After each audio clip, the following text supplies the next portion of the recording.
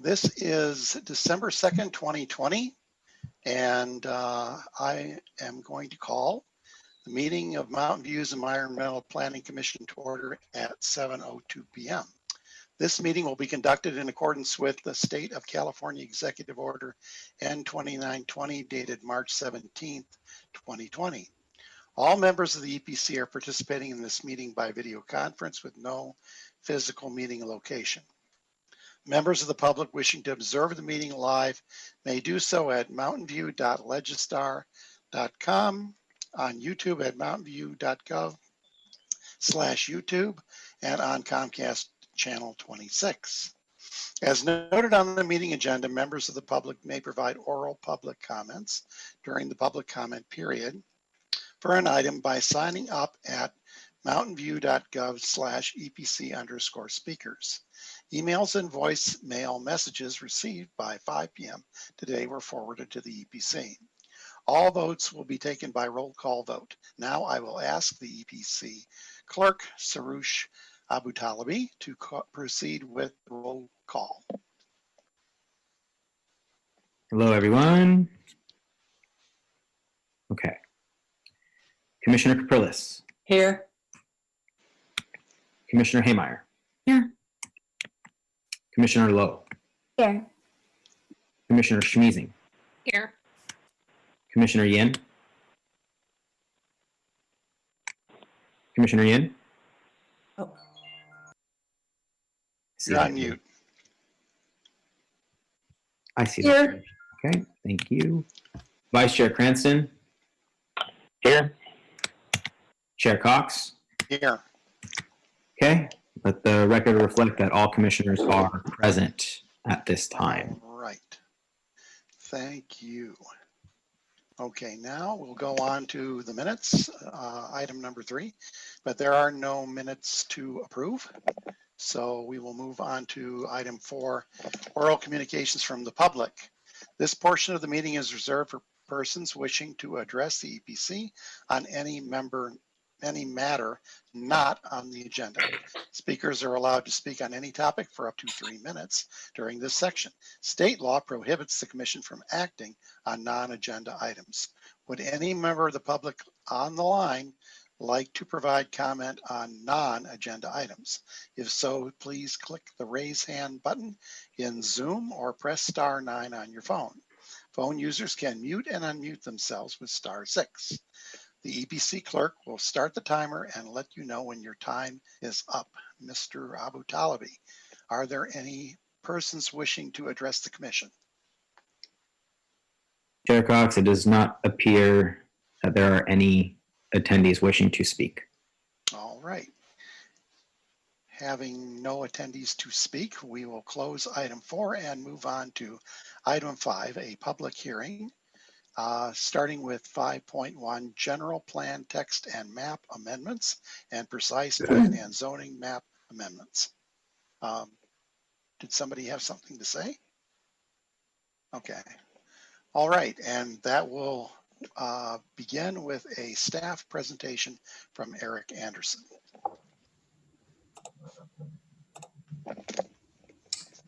Thank you very much, Chair Cox. I assume you can see my screen. Thank you. Okay, so yes, this item is for some minor general plan zoning and precise plan amendments. Here we go. There we go. The purpose of the general plan amendments before you tonight are to make some minor modifications to the text related to densities and intensities in the general plan. The purpose is to bring the general plan language up to date to precise plan language that's been adopted since we adopted the 2030 general plan back in 2012.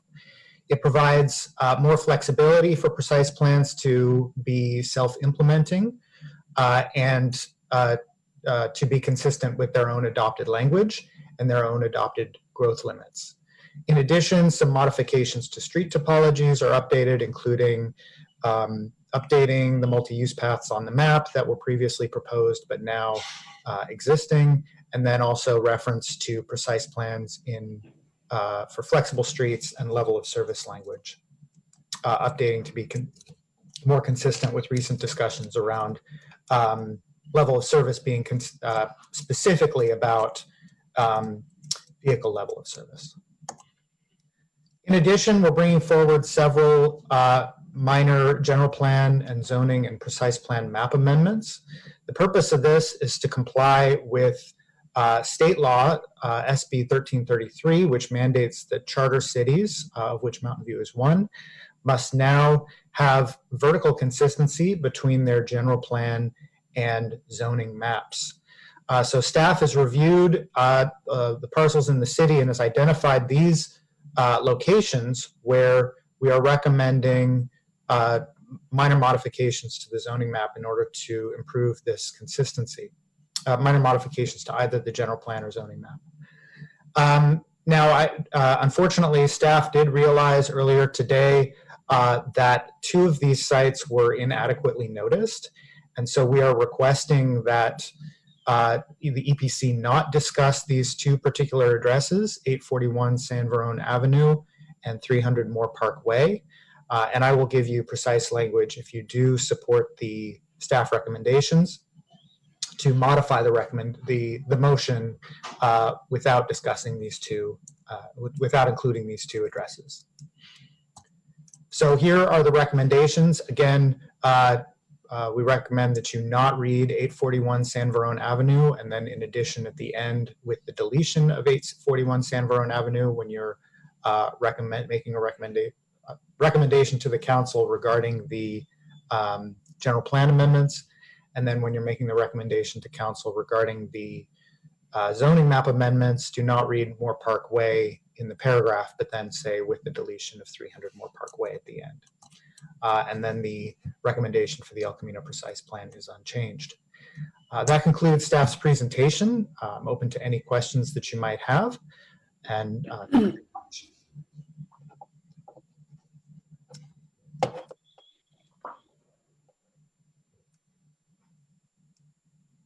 Eric, since this is a public hearing, we will now move to EPC questions. I'll ask you to retract your slides so that I can go back and see the participants. All right, thank you. All right, there we go. Okay, so if any commissioner would like to raise a question to staff on this, please raise your hand.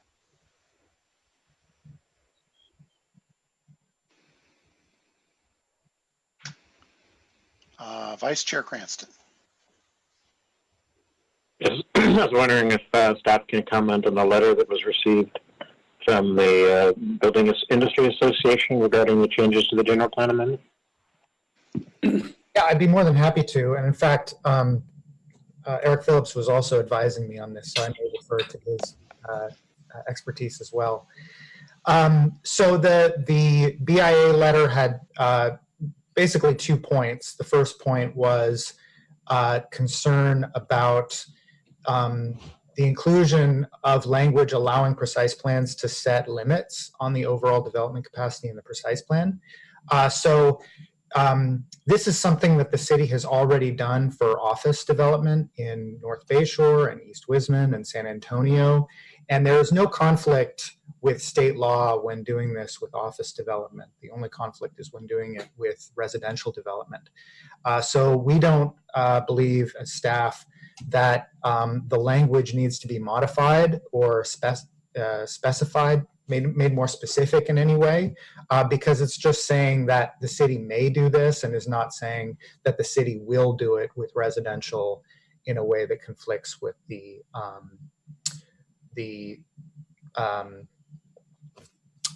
state law. In addition, they also had a concern about removing language around the general plan EIR. Staff disagrees with their presumption that this makes it look like future actions will further reduce allowed density and intensity below what is allowed under the general plan. If we were to do that, it would be overruled by state law anyway. I don't know if Eric has anything to add on those comments. No, I'm happy to answer any questions, but I think you summarized the main points. Thank you, Eric.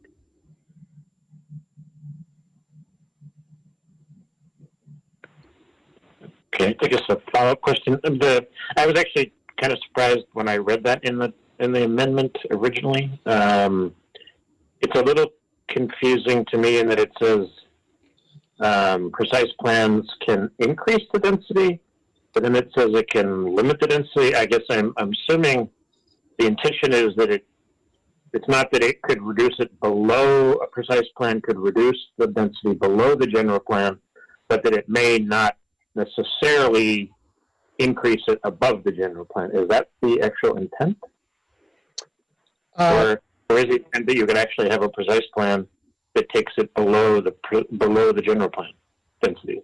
So, for example, in East Wisman and North Bayshore, we've set area-wide capacities in the precise plans. So in East Wisman, you can only build a certain amount of office. And in North Bayshore, you can only build a certain amount of office. And so those total capacities in the precise plan are less than what would be allowed if you applied the general plan intensity FAR across all the parcels in the general plan, or across all the parcels in the precise plan. So the intent of that language is to signify that, for certain uses in certain cases, you may not be allowed to build at that intensity if there is no capacity remaining in the precise plan. Okay. Thank you. Right, I see Commissioner Haymeyer. Is there any sense from developers an interest in redeveloping these sites? I know that one of them's a park, and I know two of the other sites we're not looking at tonight, but the ones that we are. No, there's been no interest in redeveloping these sites. We haven't heard anything from anybody. But this is a proactive measure in order to ensure that if somebody does come in, even with a minor ministerial permit or request, that we have clear policies in order to process their request. Great. So it's mainly the administrative cleanup and the ease of use for future development. Thank you. Other commissioners?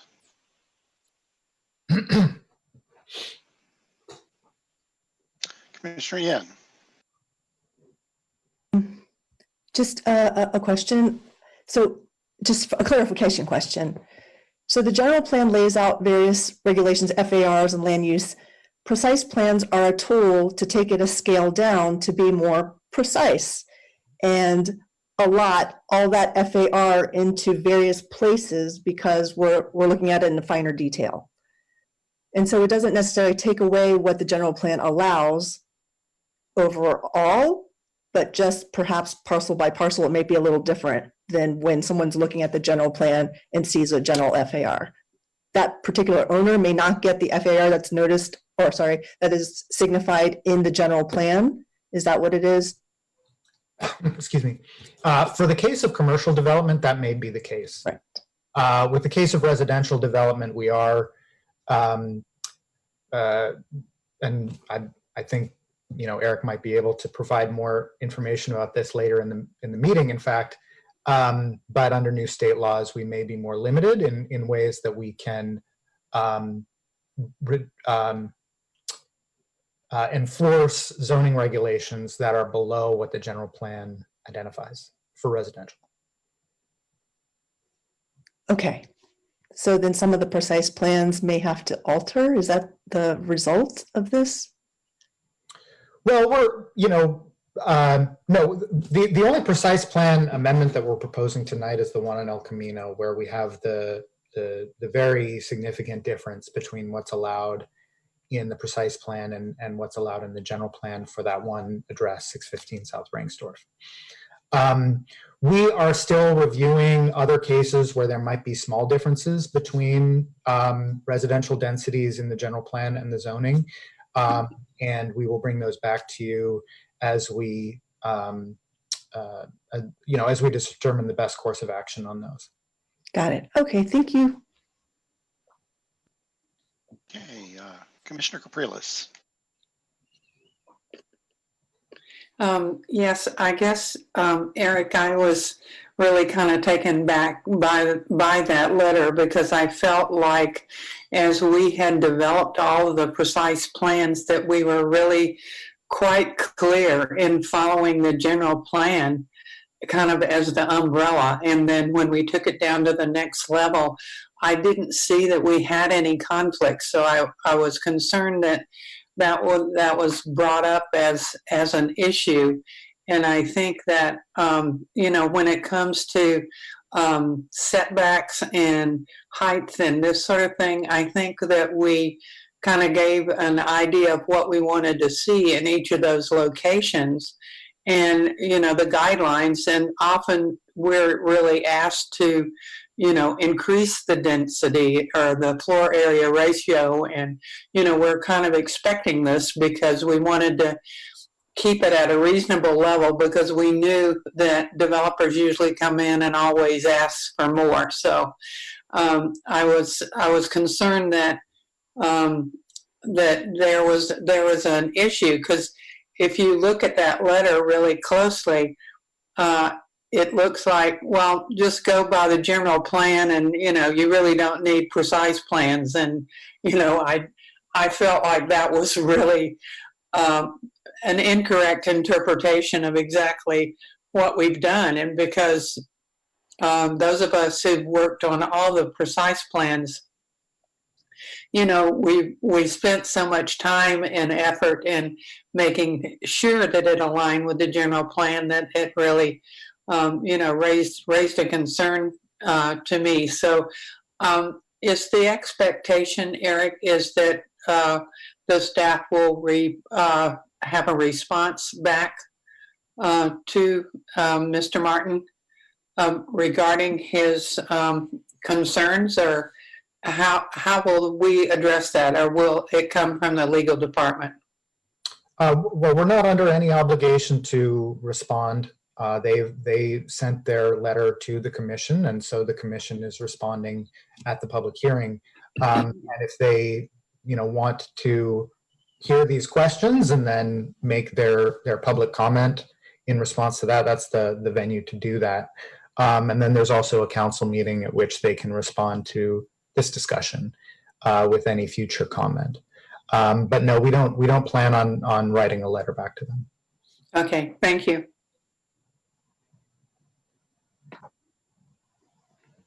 Commissioner Yin, did you have a follow-up?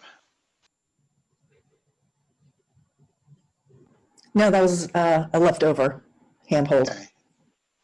All right. Other commissioners?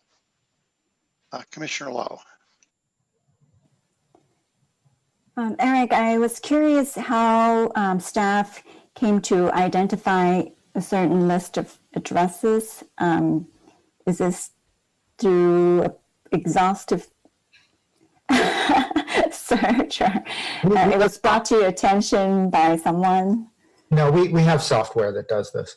So we all of this is in our geographic information system, and we kind of overlap them and then determine, it's just a real quick search to go through and determine which ones quote unquote match. So it's not a very long, difficult process.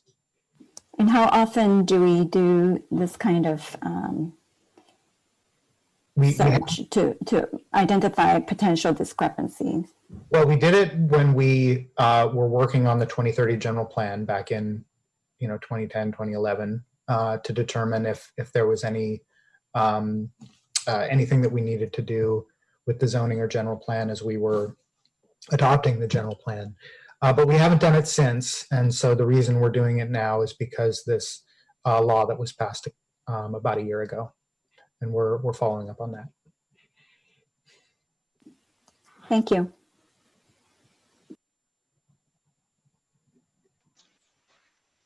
Any other commissioners?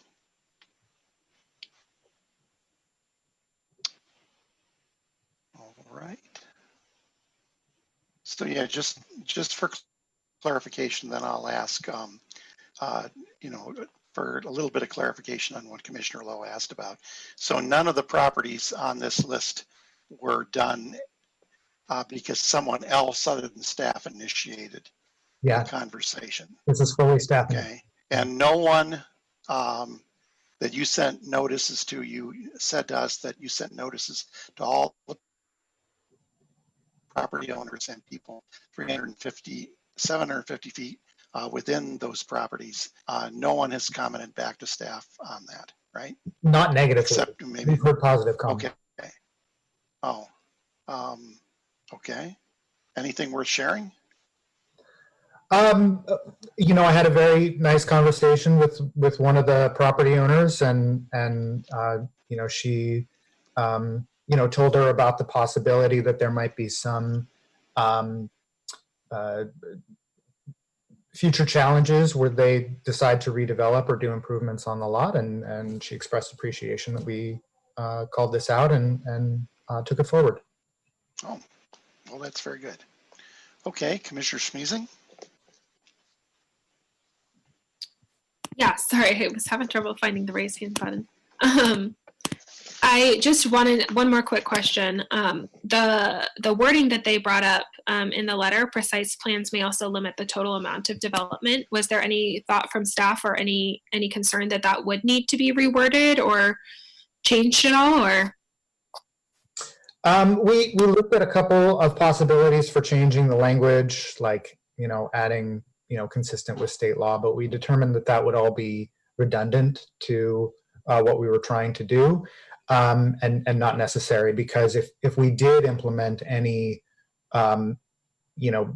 area-wide growth caps or anything on residential, we just wouldn't be able to implement them right now under the 5 years of the Housing Crisis Act, which does have a sunset. Thanks. All right. Any more questions from the commission before we take this over for public comment? All right. I'll take that as a no. So would any member of the public on the line like to provide comment on this item? If so, please click the raise hand button in Zoom or press *9 on your phone. Phone users can mute and unmute themselves with *6. The EPC clerk will start the timer and let you know when your time is up. Mr. Abu Talabi, are there any people in the public wishing to comment on this item? Chair Cox, there do not appear to be any attendees who wish to speak. All right. Seeing none, I will then close public comment and come back to the EPC for deliberation and action on the item. Would anybody like to make any comments on the zoning amendments before we entertain a motion?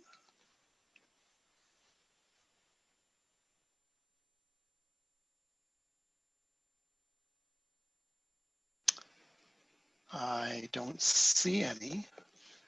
So I'll just make one short comment that I understand that these are all basically for consistency, but leaving aside the two properties that we're not commenting on tonight, not that I have anything negative to say, I think in general, these all seem to be, changes that are positive changes to make. So I'm supportive of them from a consistency point of view and from just the general idea that they're good things to do. So having said that, does anyone from the commission want to make a motion?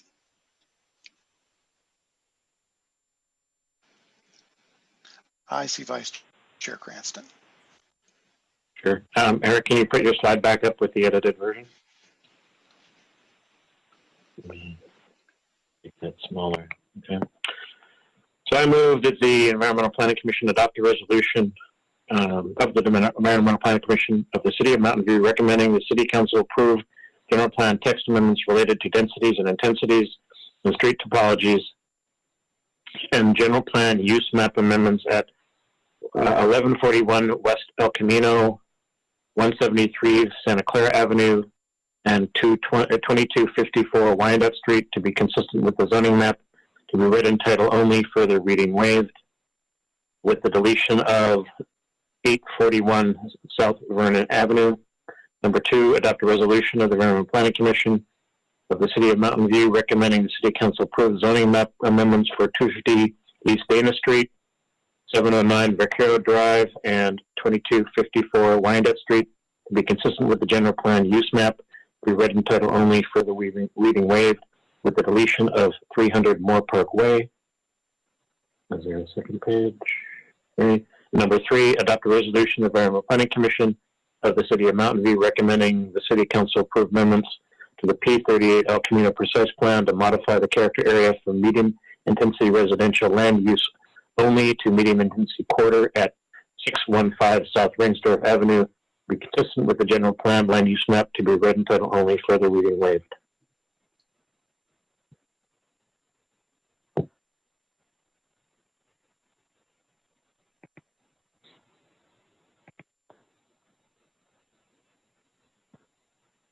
I second the motion.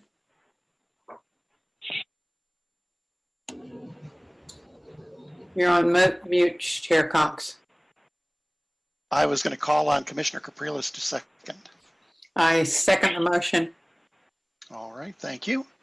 And then now may we have a roll call vote? Mr. Abu-Talabi.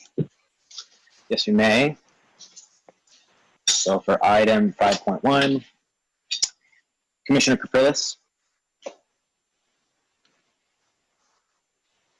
You're on mute, Commissioner Capriles. It happens to the best of us. It does. Yay. Okay. Commissioner Haymeyer. Aye. Commissioner Lowe. Aye. Commissioner Schmiesing. Aye. Commissioner Yin. Aye. Vice Chair Cranston. Aye. Chair Cox. Yes. Okay. Motion carries 7-0. Okay. So, having dispensed with the motion, I will close that item and move on to our second item, the proposed Environmental Planning Commission meeting dates for 2021. There is a staff presentation from Eric Anderson. Thank you. Actually, not much presentation here. Just the only special thing to call out on this schedule is Yom Kippur, which is on September 15th, actually starting in the evening of September 15th. So staff is proposing to not hold an EPC meeting that day, but to hold a special meeting the next week because we happen to have 5 Wednesdays in that month. So that's staff's recommendation, and I'm looking forward to hearing any discussion or questions about that. All right, thank you, staff member Eric Anderson. Does the EPC have any questions on this item? If so, raise your hand. Vice Chair Cranston. Just a quick question. It seems like maybe there's one additional meeting in the fall this year than as compared to was scheduled previously. Is it because we're start in August and then there's 2 in December of next year, where there's only 1 this year? Is that correct? I mean, it's not a big deal. It just seems like there's maybe 1 more meeting. Is that correct? There is 1 extra meeting scheduled. You're right. So generally, EPC meets just before the first council meeting. That's generally how we structure the meetings after the summer. In addition, staff is recognizing that council meetings, they're holding fewer special council meetings now, and so meetings might be more full, and so we want to give ourselves a little bit more flexibility with the EPC to schedule dates. But obviously it's up to the EPC to elect the calendar, and if you don't want the extra dates, we can not adopt them. I was more by surprise by the meeting on the 15th of December, which was after the last council meeting of the year, but it's not a big deal. obviously, if there's no topics, it can be canceled, of course. All right. Are there other commissioners that would like to ask any questions? All right. Seeing none, I will move it over to public comment. Would any member of the public on the line like to provide comment on this item? If so, please click the raise hand button in Zoom or press *9 on your phone. Phone users can mute and unmute themselves with *6. The EPC clerk will start the timer and let you know when your time is up. Mr. Abu-Talabi, are there any members of the public wishing to comment on the EPC schedule? Chair Cox, there do not appear to be any members of the public who wish to comment on the EPC schedule. All right, thank you. So then I will move this back to the EPC for deliberation and action. Would someone like to make a motion to adopt the 2021 EPC calendar? I see Commissioner Haymeyer. I'm glad to make a motion to adopt the 2021 EPC calendar as recommended by staff. And is there a second? Commissioner Lowe. Second the motion. All right. May I have a roll call vote, Mr. Abu-Talabi? Yes, sir. Okay. Commissioner Caprillis. Aye. Commissioner Haymeyer. Aye. Commissioner Lowe. Aye. Commissioner Schmeezing. Aye. Commissioner Yin. Aye. Vice Chair Cranston. Aye. Chair Cox. Aye. Okay. All right. Motion carries 7-0. Okay, thank you. So I will now close.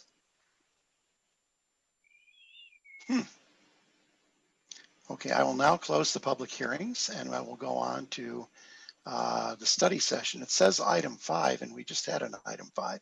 Should that be item 6 or? Yes, you're right. Okay, all right. So I'll make it item 6 and it will be 6.1, the Environmental Planning Commission retreat. So should I be reading what's written here in red? Yeah, Mr. Anderson? that's what I wrote for you, but if you have other language that you'd like to. No, that's fine. I mean, I just wanted to know if it was for public reading or just an explanation to me. But anyway, the EPC retreat will include 2 parts. The first part is a presentation of recent state legislation from Eric Phillips of Burke, Williams, and Sorensen, one of the city's consulting attorneys. In the second part, the EPC will have a discussion about the Commission's goals and procedures and its role in the community. The staff memo included the following discussion questions for the second part of the retreat. Number 1, what issues are important to you when reviewing and making recommendations on development projects and city policy documents? Question 2, can you think of examples when Commission input was key to creating a better built environment? What are some effective Commission practices? And number 3, what are examples of lessons learned from recent development projects? What did you like or not like about a particular development project? What part of the planning process do you think helped create a desirable project outcome? What part of the planning process could have been improved to create a better project outcome? We will provide an opportunity for public comment after Mr. Phillips' presentation, when the public can comment on either part of the retreat. And now for a presentation from Mr. Eric Phillips. Great, thank you very much. I'm going to share my screen.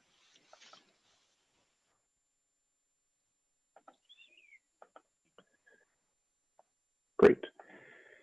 And so as Eric introduced earlier and as Chair Cox just mentioned, I'm going to begin the retreat by leading a discussion of some recent developments in planning and zoning law.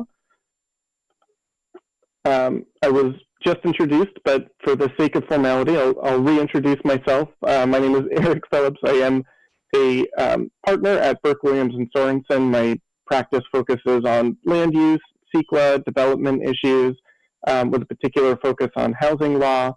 And I was a city planner before I went to law school. I actually was a consultant who worked on the Mountain View General Plan right before I went on to law school. So I've been connected with planning issues here in the city for quite a while, and it's always very engaging for me to get to talk to you all and think about how you do your work here in the city. So thank you very much for inviting me and having me here with you tonight.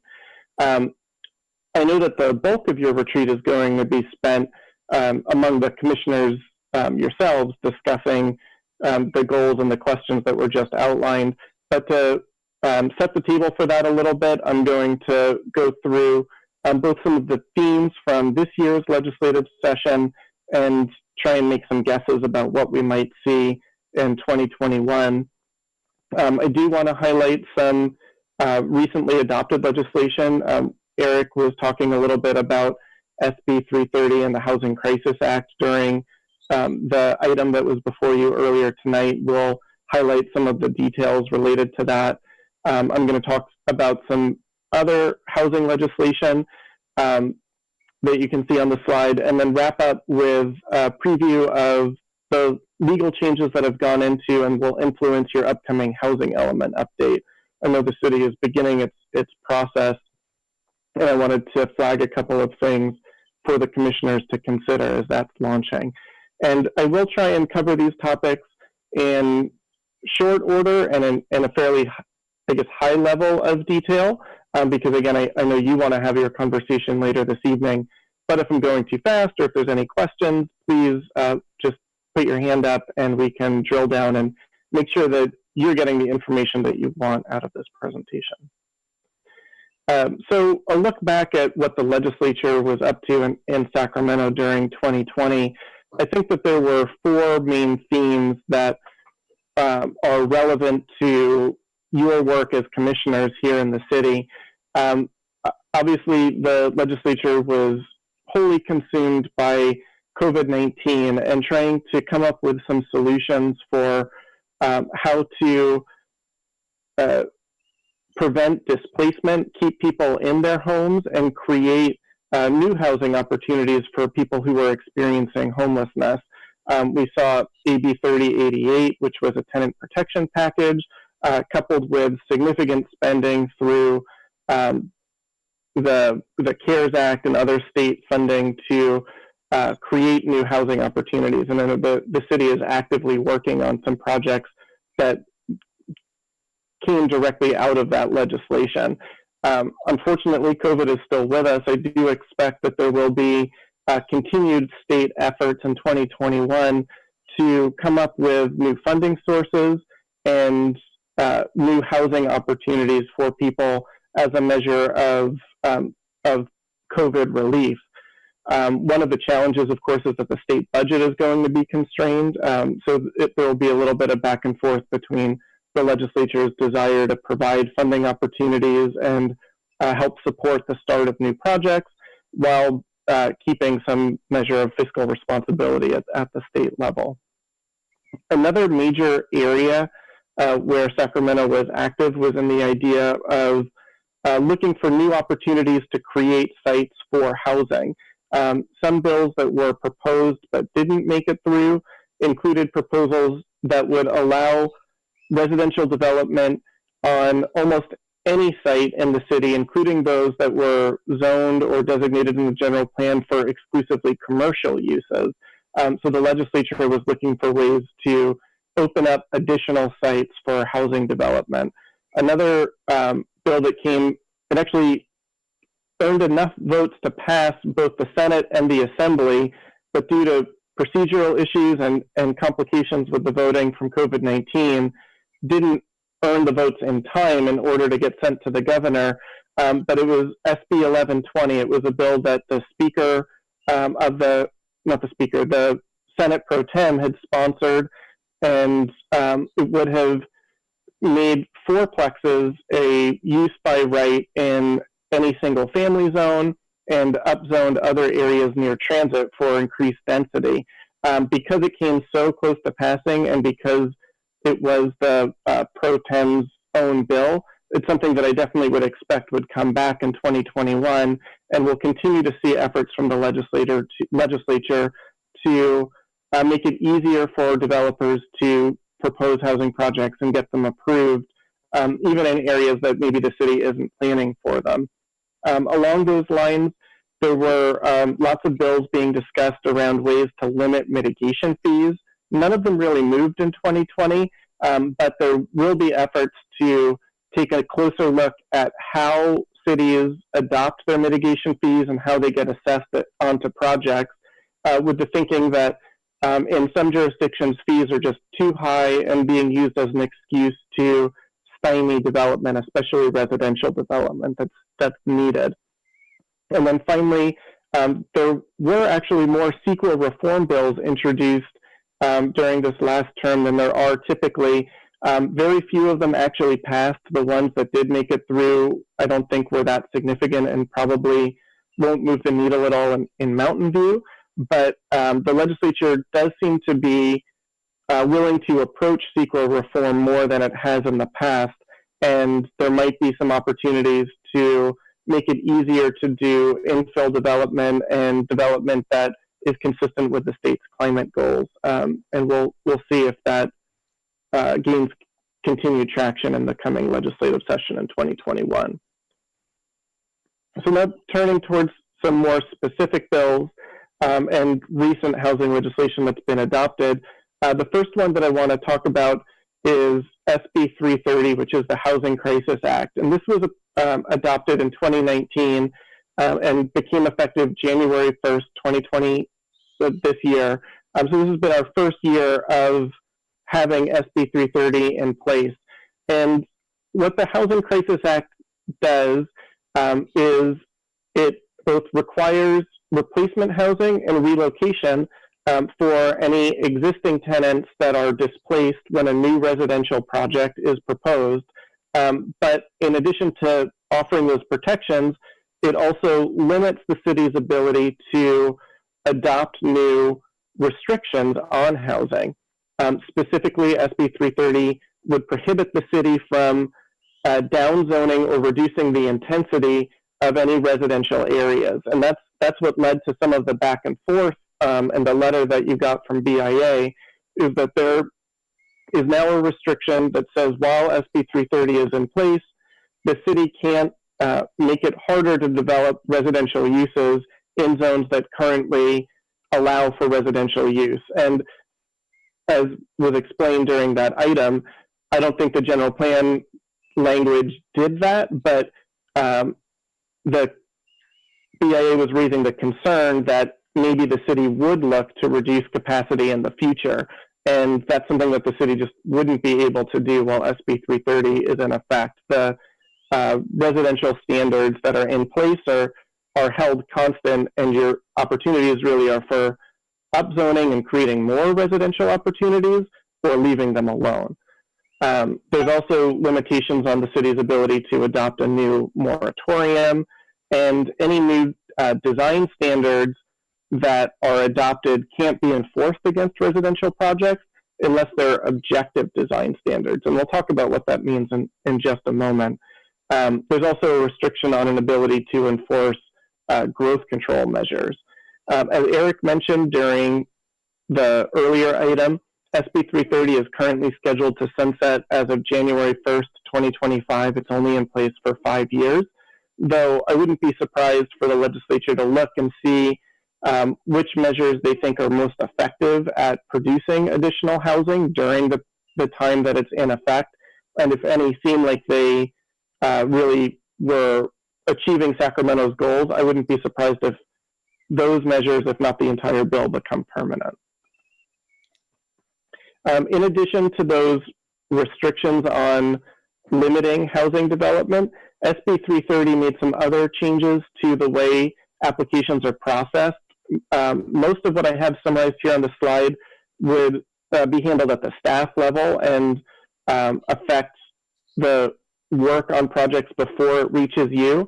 However, it is important to be aware that for housing projects that are consistent with the general plan and the zoning and don't require any legislative changes, they're now limited to only 5 hearings total. That would include hearings before your body, including appeals up to the city council. So there won't be opportunities for unlimited continuances and extended long looks with multiple hearings at residential projects that already conform to the general plan, zoning, and the precise plan standards. And then probably most importantly is that when a project is before you for consideration, if it's a residential project, it has to be reviewed consistent with the Housing Accountability Act. And we'll talk about exactly what that means. But I mentioned objective standards on the earlier slide when we were looking at design standards, and objective standards are now a really important concept in California planning law. They affect the way that you review and approve any housing development project under the Housing Accountability Act. They also apply in SB 35, we'll talk about in just a little bit. But an objective standard is defined through SB 330 as being a standard that involves no personal or subjective judgment. It has to be uniformly verifiable, and an applicant and the decision maker have to be able to know the standard in advance. So you can draw from the general plan, zoning, your precise plans, but in order for them to meet this test, they have to be very both specific and objective. So a height standard, a setback standard, FAR standards, things that you can look up and measure and see if a project meets, are all objective and continue to be enforceable against projects. However, standards that are subjective are not able to be used as a basis to deny a project or reduce that project's density. So, for example, a finding that a project should be consistent with the surrounding community character, or that the bulk and height are well suited for its site, that it adequately maintains views. All of those things are valid uses of the city's police power, and there might be standards that you're used to using when you're reviewing projects, but they're not standards that meet this objective standard test. You have to come up with ways of crafting what your outcome is and making that known in advance. So rather than saying you want something to be consistent with community character, you have to define what that means, whether it's a certain amount of non-reflective surface at the street level for pedestrians, a certain roof pitch, a certain setback and step back along the frontage. You have to come up with numerical and objective standards to define what community character is, so someone can know that they're designing for that and bringing you a project that meets those standards in advance. And the reason that's so important is because of these restrictions that are included in the Housing Accountability Act. This is a very powerful law. It applies to all housing development projects, including emergency shelters, and even mixed-use projects, as long as 2/3 of their square footage are used for residential purposes, are protected by the Act. And as I was mentioning on the last slide, if a project is consistent with those objective standards, then the city is not allowed to reduce its density or deny that project. That doesn't necessarily mean that there's no way to affect the project's outcome. There are some outs. You can make findings with respect to the fact if a project is making a specific adverse impact to public health and safety, and there's no other way to mitigate that impact, then there's a little bit of room to deny the project. The Housing Accountability Act also doesn't keep a project from having to go through a CEQA process. So if there are potential significant environmental effects, you might have to adopt mitigation measures that change the project. However, I would raise the flag and proceed with caution if you were identifying a mitigation measure that would potentially reduce the density of a project. if it wasn't specifically related to public health and safety. And then finally, the city still has some discretion with respect to conditions of approval, as long as conditions of approval are applied to the project in a way that's consistent with the project's ability to provide housing and the city's ability to meet its RHNA goals. The last thing that I wanted to mention about this before we move on is that it also has a provision that says that a project can be deemed consistent with objective standards that are in your general plan if the project meets those general plan standards, but the zoning is not consistent. So that could lead to a scenario, kind of like some of the cleanup tonight was meant to correct. But if you change general plan standards to allow for new residential uses and haven't made conforming zoning changes, an applicant has the ability to basically look past the zoning and rely only on the general plan standards for their housing development project. So if you don't have adequate standards in your general plan and you don't have conforming consistent zoning, you could be stuck approving a project without much guidance or standards to use for it going forward. Just very quickly, we don't need to get into SB 35 too much because it, under normal course of business, you wouldn't see an SB 35 project.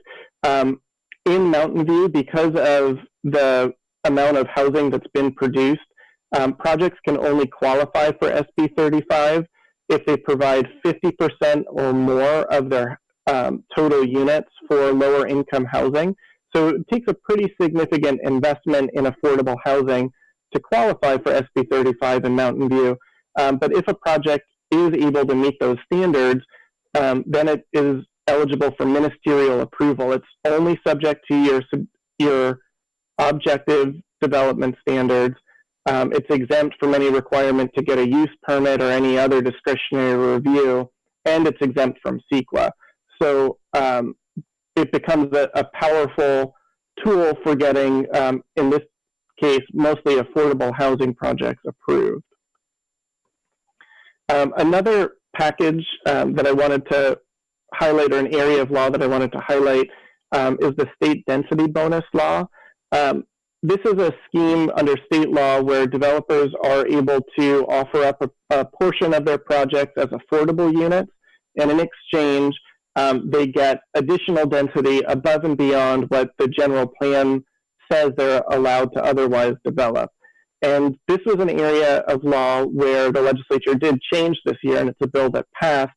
So now a project that provides 15% of its base density for very low income households is entitled to a 50% increase in your density limitation. So if a project could only do 100 units on its site, if it sets aside 15 of those units for very low income households, it then is enabled to build 150 units.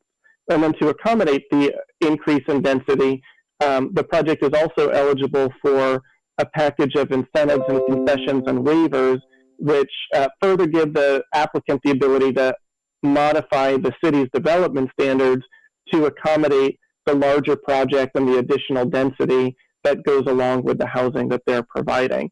So again, you have to, I guess, as you're planning and anticipating these projects, once you see a project with density bonus before you, there's only a limited amount of discretion you have to change it or restrict it or turn it down. The work really has to be done up front, thinking about where we can accommodate density and where the higher density is appropriate, with the acknowledgement that density that you're planning for very well could be increased. There's also in the law a 100% density, 100% affordable density bonus, so projects that are 100% reserved for 80% and below, or in some cases have some moderate units, they're eligible for an 80% density bonus, so an even greater increase. And if they're close to transit, they're completely decontrolled from density, but they're limited in the other development standards that they're allowed to change.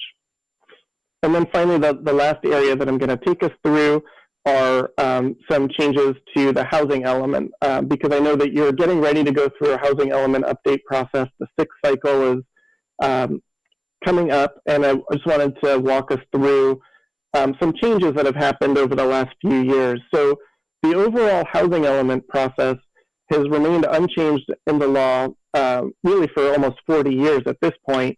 The state, and in coordination here with MTC and ABAG, determine what the local RENA is. The state law decides what goes into the housing element. Then the city comes up with regulations to implement that, plan for housing, and then the state will review your planning work and certify it. But both that RENA step and the state law requirements have changed quite a bit, and I want to highlight what that means for you. So the main thrust of the housing element has a lot of components, but the most important part of the housing element is for the city to show that it has enough land that's adequately zoned for housing to accommodate what's called the regional housing need allocation, or the RENA. And you do that by identifying specific sites and making sure that they're zoned at the right density to support housing development. The RENA is broken down by income needs. So during the 5th cycle, from 2014 to 2022, Mountain View was required to plan for just a little bit less than 3,000 housing units. And of those, 1,300 of the housing units were to be reserved for, or be able to be developed for, very low and low income households. A little more than 500 for moderate income households, and another 1,000 for the above moderate income households.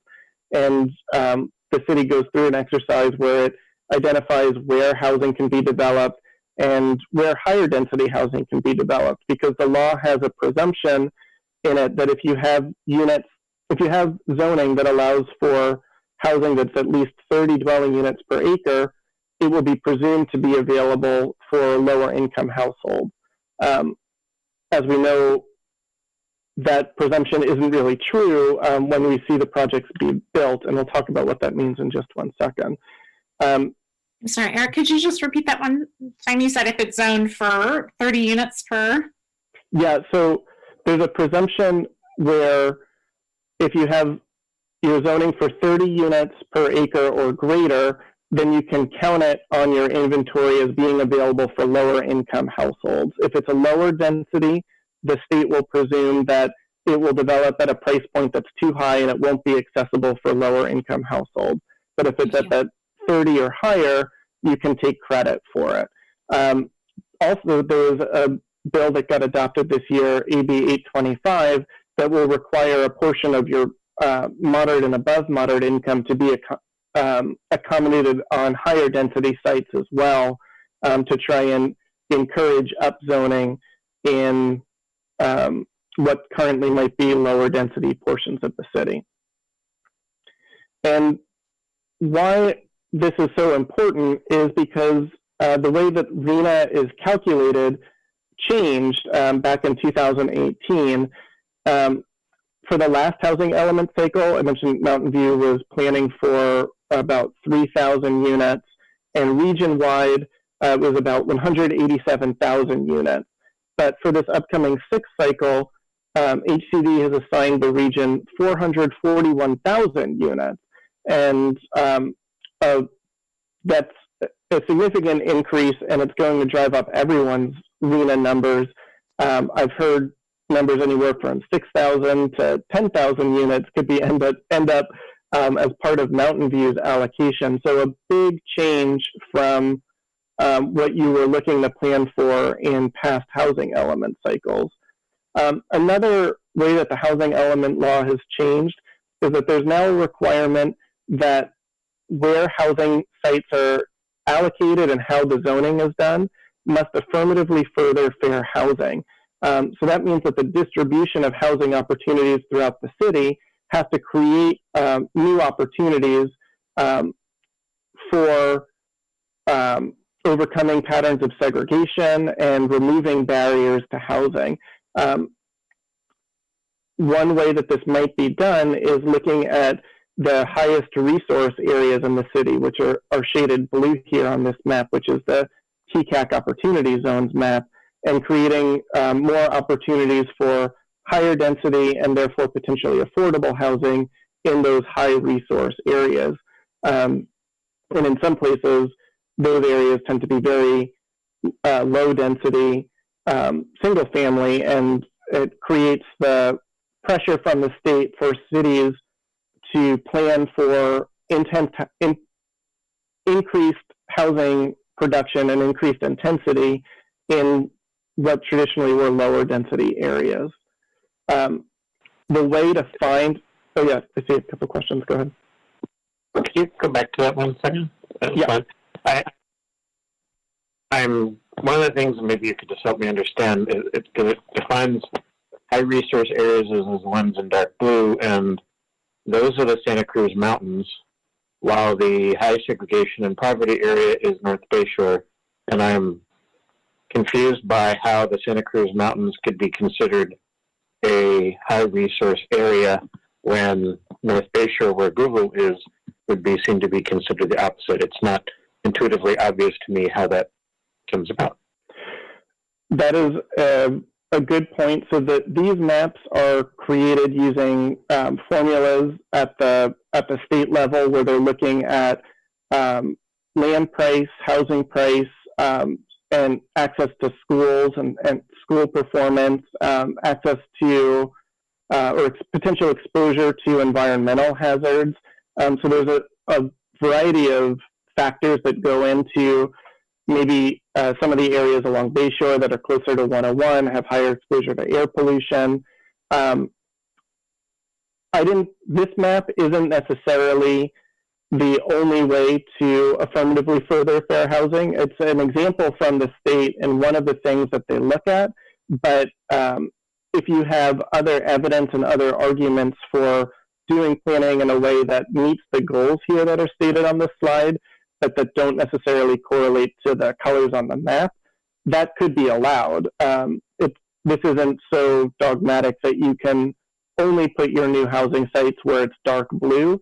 It's just one way of illustrating where opportunity sites might be. But recognizing that the state level data is imperfect, and I think actually that sets up part of the conversation that you're going to have later. Part of why it's important for bodies like this to be involved is to take the information that we're getting from the state and maps like this and apply your local knowledge and local context to it to really give it meaning. Because if we just followed the map, I think you're right, we'd see some results that didn't line up with the goals and the criteria that the state are saying that they want to see.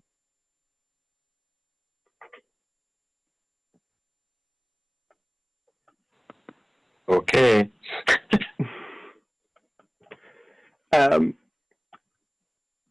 So the other change that will affect the way the housing element is conducted is there are a lot of new criteria about how you can find acceptable sites that you can put in that inventory that say that they're available for lower income housing and moderate and above moderate. There are some opportunities to count ADUs and production, but you have to have data supporting how much you've produced in the past and how much is likely to be produced at an affordable level going forward if you want to use them to take credit for your lower income housing need that you'll be assigned. There is an increasing focus at the state level on finding vacant housing sites and including those. 50% of your low income sites are supposed to be vacant sites. And in a city like Mountain View, where there's so much development already, it's going to be very challenging. And what that might mean, if you're not able to find 50% of your sites as vacant sites, you have to provide more evidence and that those sites are likely to be redeveloped within the 8-year planning period. You'll have to work with property owners. You'll have to put in more by right zoning opportunities and try and overcome the presumption that these developed sites aren't going to be reused for housing within the next 8 years. So it will take quite a bit of familiarity with the sites, like I said, work with property owners, and a lot of planning and preparation work to find enough sites in a relatively built-out community like Mountain View to meet the increased housing goals that that you have. So what exactly is a vacant site? You mean like, not that it just does no housing on it, or it just has nothing on it of commercial value? Because yeah, no, that's a good. It would be only a few percentages of, Mountain View's land area, unless you're counting the parks. Right, and you probably aren't going to be developing those. No, the definition of vacant that I've seen HCD use is actually pretty strict. Like, we tried to, I was working on a project where there was a large facility, a church facility, and they had an unused portion of their property that was graded and flat site, but they hadn't subdivided it yet, so there was a vacant portion of the site, but it wasn't counted as a vacant site. Even though the development area was vacant, it wasn't a vacant parcel, and the city couldn't take credit for that. I've seen HCD accept some improvements on the structure if there's demolition permits that have been issued to take down those improvements. But apart from that, when they say vacant, they really mean completely unimproved, not just underutilized, not even an empty building that's unused, unless that is actively being planned for demolition, probably wouldn't be able to count that as vacant. So it, as you correctly point out, there's going to be very few sites that meet that strict vacant test here in Mountain View. So more likely, you'll have to spend time creating additional evidence to show why the non-vacant sites that you have are realistic to assume that they can develop over the next 8 years to support the new housing demand that you're being allocated.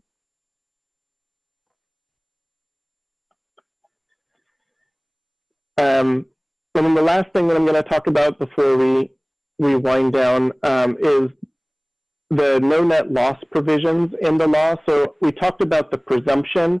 When you're creating your housing element, you can presume that housing sites that are zoned for 30 dwelling units an acre or greater are going to be available for low-income households. But when those sites develop, if they don't actually develop for low-income households, and most market rate developers aren't going to be meeting that price point, then you have an obligation to show that you have enough remaining land in your housing element inventory to make up the difference. So let me give you an example of how this would work. On this chart, just the first row shows an assumption of 40 units that would be available for lower income household on a vacant site. If you get a project with 40 units, but it's a market rate development, maybe they provide 15% of their units to meet inclusionary requirements. That 6 of the units, 6 of the 40 are going to be for lower income, but 34 are going to be for moderate or above moderate. Therefore, when the city approves that project, the city is also responsible for showing how it will meet how it has capacity for those other 34 affordable units that can no longer be built on this site. So you can do that either by showing that you have a surplus of sites in your housing element, by showing that you've already developed affordable housing elsewhere in the city and enough to make up that difference, or you have to go and actively rezone a new site to create that housing capacity. So what that causes you to do is when you're creating your housing element inventory to begin with, you really have to build in a buffer, maybe up to even 30% above your RHNA, so that you are adequately prepared to make findings and show that you continue to have capacity for lower income housing, even as those sites develop for market rate housing, and not be forced to do a rezoning every time that you have a new project that comes before you. Other ways to try and do that is to just maximize the amount of affordable housing you're producing, and just record keeping at the staff level becomes very, very important. So just to sum it all up, there's as we were talking about at the beginning, there's just a lot of pressure from Sacramento to plan for housing and to be ready for accommodating the state's need for housing. That's really where the focus is, and it's changing the way that we do land use planning throughout the state. Earlier, there was the discussion about the general plan and how you have a general plan that establishes ranges, and then you narrow down with your precise plans. But because of the way the housing laws have changed, you can't always do that anymore. And a narrowly defined precise plan that doesn't allow you to build out to the maximum range in your general plan isn't necessarily going to be enforceable. So I think that causes or creates a need to add more detail and more precision into the general plan level. It kind of merges the two documents together. But having consistent standards between your general plan and your zoning is very important. Otherwise, you'll lose the ability to enforce the zoning and be left with just what's in your general plan. Another way to maybe prepare for some of the changes is to think about performance-based zoning and form-based zoning.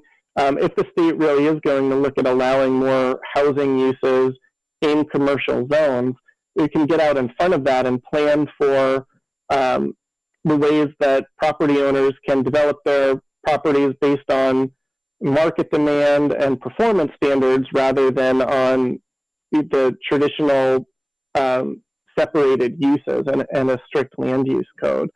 And then because of the density bonus law and developers have so much flexibility, having an overly restrictive code is really just an invitation to have your standards overridden. But having code modifications, having code requirements that meet the city's needs but are appealing enough to developers and flexible will make it more likely that you can enforce those against projects and that you don't have developers looking to override them. So the city has been very active trying to respond to all of these new laws. Staff has been working to establish procedures for checklists, application forms, to guide applicants as they're coming in and to get staff ready for processing projects under SB 330, the Housing Accountability Act, and SB 35. The city currently is looking at an SB 35 project that would be subject to ministerial approval for Lot 12, right across from City Hall. I would say right across from where we are, but we're not in City Hall tonight. The city staff have also been working on updates to their density bonus ordinance so that those will be coming back before you at the beginning of next year to make the ordinance consistent with the recent changes in state law. And in preparation for the housing element process, that's something that the city has already begun. They've been engaged with the COG on how the RHNA is going to be allocated and beginning to start work with a housing element consultant to do that site identification and begin laying the groundwork, because like I said, it is going to be a lot of work to identify adequate sites. And there are some strategies, particularly in North Bayshore and East Wisman precise plans and with the R3 zoning updates, to address the RHNA, even with the increased needs that the state is planning to assign to the city. So with that, I'm going to stop. I talked for a little bit more than I meant to. Sorry, Eric. But I'm happy to go back over any questions. I see Commissioner Yin has one right off the bat. Yeah, thank you, Eric, for that. That really helped distill all of these various state laws that have just kind of come forward recently. My question was regarding the RHNA numbers. You had mentioned that in 2018 there was a change in how they were calculated. To be honest, I don't know what data points are driving the numbers at all. And I was wondering if you happen to know what factors are considered when they're developing the RHNA numbers, because it can't be straight population growth in terms of, who's here already. So there must be another draw that's being calculated in terms of, why they're projecting so many people coming to this area, giving hotter summers, fires, the ability to work from home. I'm not sure what it is anymore. So if you could fill in a little bit about that, that would be great. Sure. Yeah, I think actually one of the most significant changes to the methodology is that, as you pointed out, it no longer only looks at projected population growth and projected population demand, but it also does some backward-looking analysis towards existing overcrowding conditions, households that are cost burdened and paying more than 30% of their household incomes for rent or for mortgages, and uses that as a way of assessing kind of the existing and baked in housing demand that has been going unmet. And that's been used to increase the need for housing going forward. So that was probably the most significant methodological change. There have been some other changes as well to try and better align the distribution with population growth and the state's climate goals, and trying to reduce VMT by increasing RENA allocations in high job producing areas to create commute reducing opportunities, and also linking places where there's high significant or a significant demand for low income jobs with increased housing production and increased RENA numbers to try and create additional supply for those that might not be earning enough to purchase market rate housing otherwise. But the combination altogether led to the significant increases throughout the state. Because we said in the ABAG area, it's like 2.5 times increase. It went from 600,000 or 400,000 to over 1 million in the Los Angeles SCAG region. So they had an even larger percent increase and a real unit increase. And I guess just like anything else, no one is satisfied by it. Some people look at it and say, oh, some of the points that you made, Commissioner Yan, about working from home and decreased demand. We're way overstating our targets. We're never going to make it. And then some housing advocates look and say, oh, we only increased the Bay Area by 2.5%. We didn't estimate enough. We have more housing demand that's going to go unmet. So you get the pressure from both sides about trying to get to a realistic number. And this is the compromise that Sacramento has landed on. I see. Okay, thank you. Thank you so much. It just brings to mind that the possibility, since you have two groups of people and on kind of extremes, but they're trying to get to this number, and the number is fairly high. It's a big jump. I can see that because the state is now imposing these laws, that we can easily get the possibility of development where you have one property that is very high density next to very low density, only because that property owner decided to make the change. And over time, we'll find, what the right balance of new numbers will really happen, but by then it might be a little too late for that particular property. That's just a thought. Yeah. Mm-hmm. I saw Commissioner Lowe had a question. Her hand was up. Yeah, thank you, Eric, for your presentation. I did have a question maybe 2 slides back where you mentioned, was it called performance-based standards? I was wondering if you could speak a bit about that. Sure. So I didn't go into very much detail on it, and staff might even have some ideas about examples of how it's used in the city already, but my reason for bringing that up, or my suggestion there, we're trying to think of outcomes that you want the built environment to achieve, rather than being really strict or prescriptive about particular uses on a site. In some ways, in certain areas, it could matter more for the character of the community or your, I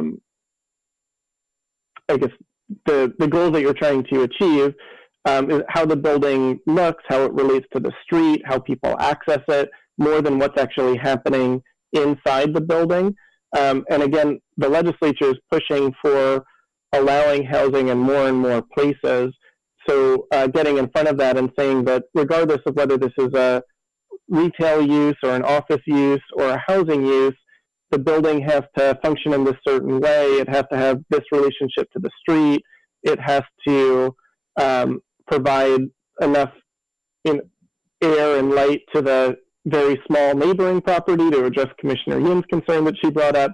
Those are the types of things that you can try and create standards for and have those apply regardless of what type of use is ultimately being developed on the property. So that was what I was trying to suggest with that point. I saw Commissioner Haymeyer, and then Commissioner Schmeising's hand was up after that. Thank you so much. Great presentation, and I might follow up with you to see if I can get the slides and share them in another context. But I wonder if you can maybe talk about the teeth behind RHNA. You've talked a lot about the substance, and certainly there's a duty to demonstrate a good faith effort. Has anything changed kind of in terms of what the state might withhold or how they might plan to hold cities really accountable?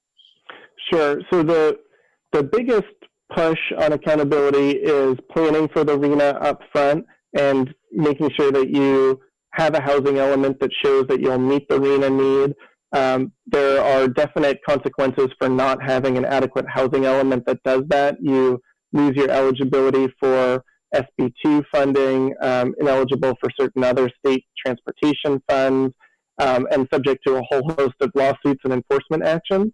Once you have your housing element adopted and certified and you've planned for the RHNA number that you have, there still isn't a significant penalty for not developing the RHNA. The biggest, I guess, teeth that the law has is through SB 35, because SB 35 eligibility is determined based on your performance of producing affordable housing and market rate housing towards your RHNA goals. So that's where the rubber meets the road. If you are on pace with your market rate housing but behind on your low income housing, then projects qualify for SB 35 with 50% affordability, and that's what you see in Mountain View today. But if your RHNA numbers are increased and you fall behind on both your affordable and your market rate piece, then projects can qualify for SB 35 with just 10% affordability. I mean, they would be above that just by complying with the city's inclusionary housing requirements. So it's not necessarily a penalty or a punishment to the city, but the consequence is that then you lose some ability to have discretion over projects, and it becomes a little bit easier for housing developers to get their projects through to the approval process.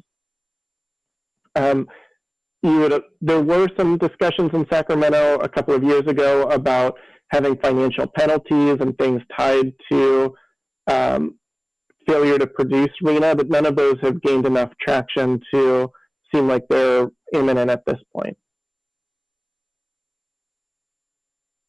So Commissioner Schmeising, you had your hand up, and then I saw Vice Chair Cranston after that.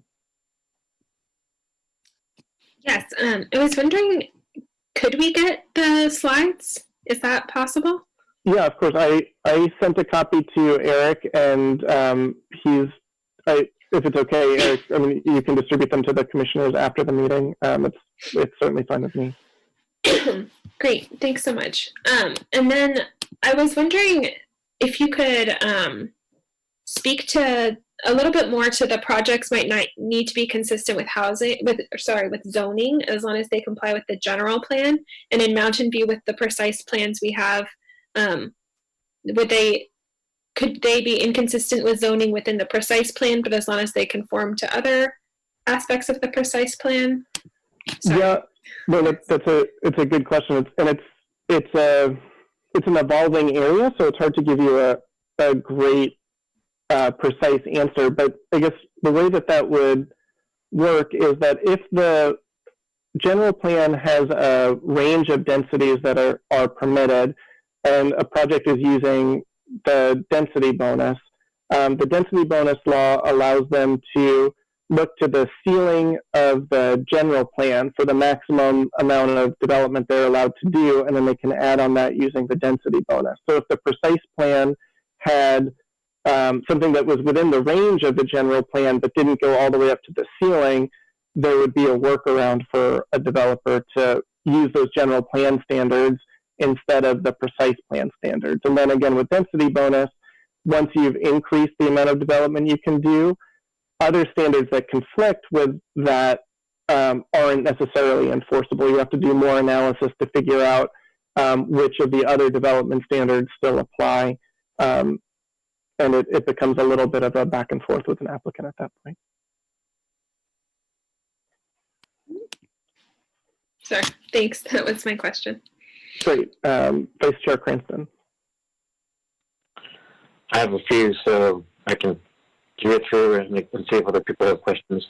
I was a little surprised when you included form-based zoning as something that would be good to include, because while we have not done a lot of it here at Mountain View, the one case that I've seen is the one done up in Hercules, and the standards appeared to me, when I was talking about things like, kind of a Gold Rush style or the different time periods and styles of that, those were not defined in the Hercules plan in a way that met the kind of definition you gave of angles and those kind of things. And it felt, so if that's the example of a form-based zoning, how is form-based zoning the right way to go to be able to get your objectivity into your general or precise or whatever zoning plans? Mm-hmm. If it's help me there. Yeah, sure. No, that's a good point, and I think that speaks a little bit to the sea change that we're seeing in how we approach planning, because in the olden days, of even just a few years ago, you could have standards like you were summarizing from Hercules and enforce those against projects, and say the Planning Commission could decide whether or not they thought it met those design characteristics well enough or not.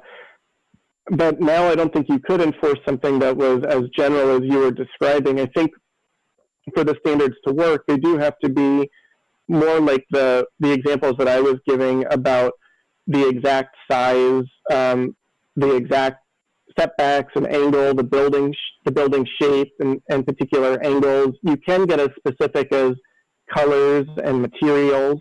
All of those can be crafted as objective standards and and they all speak to the way the building looks and functions more than what the use inside the building is.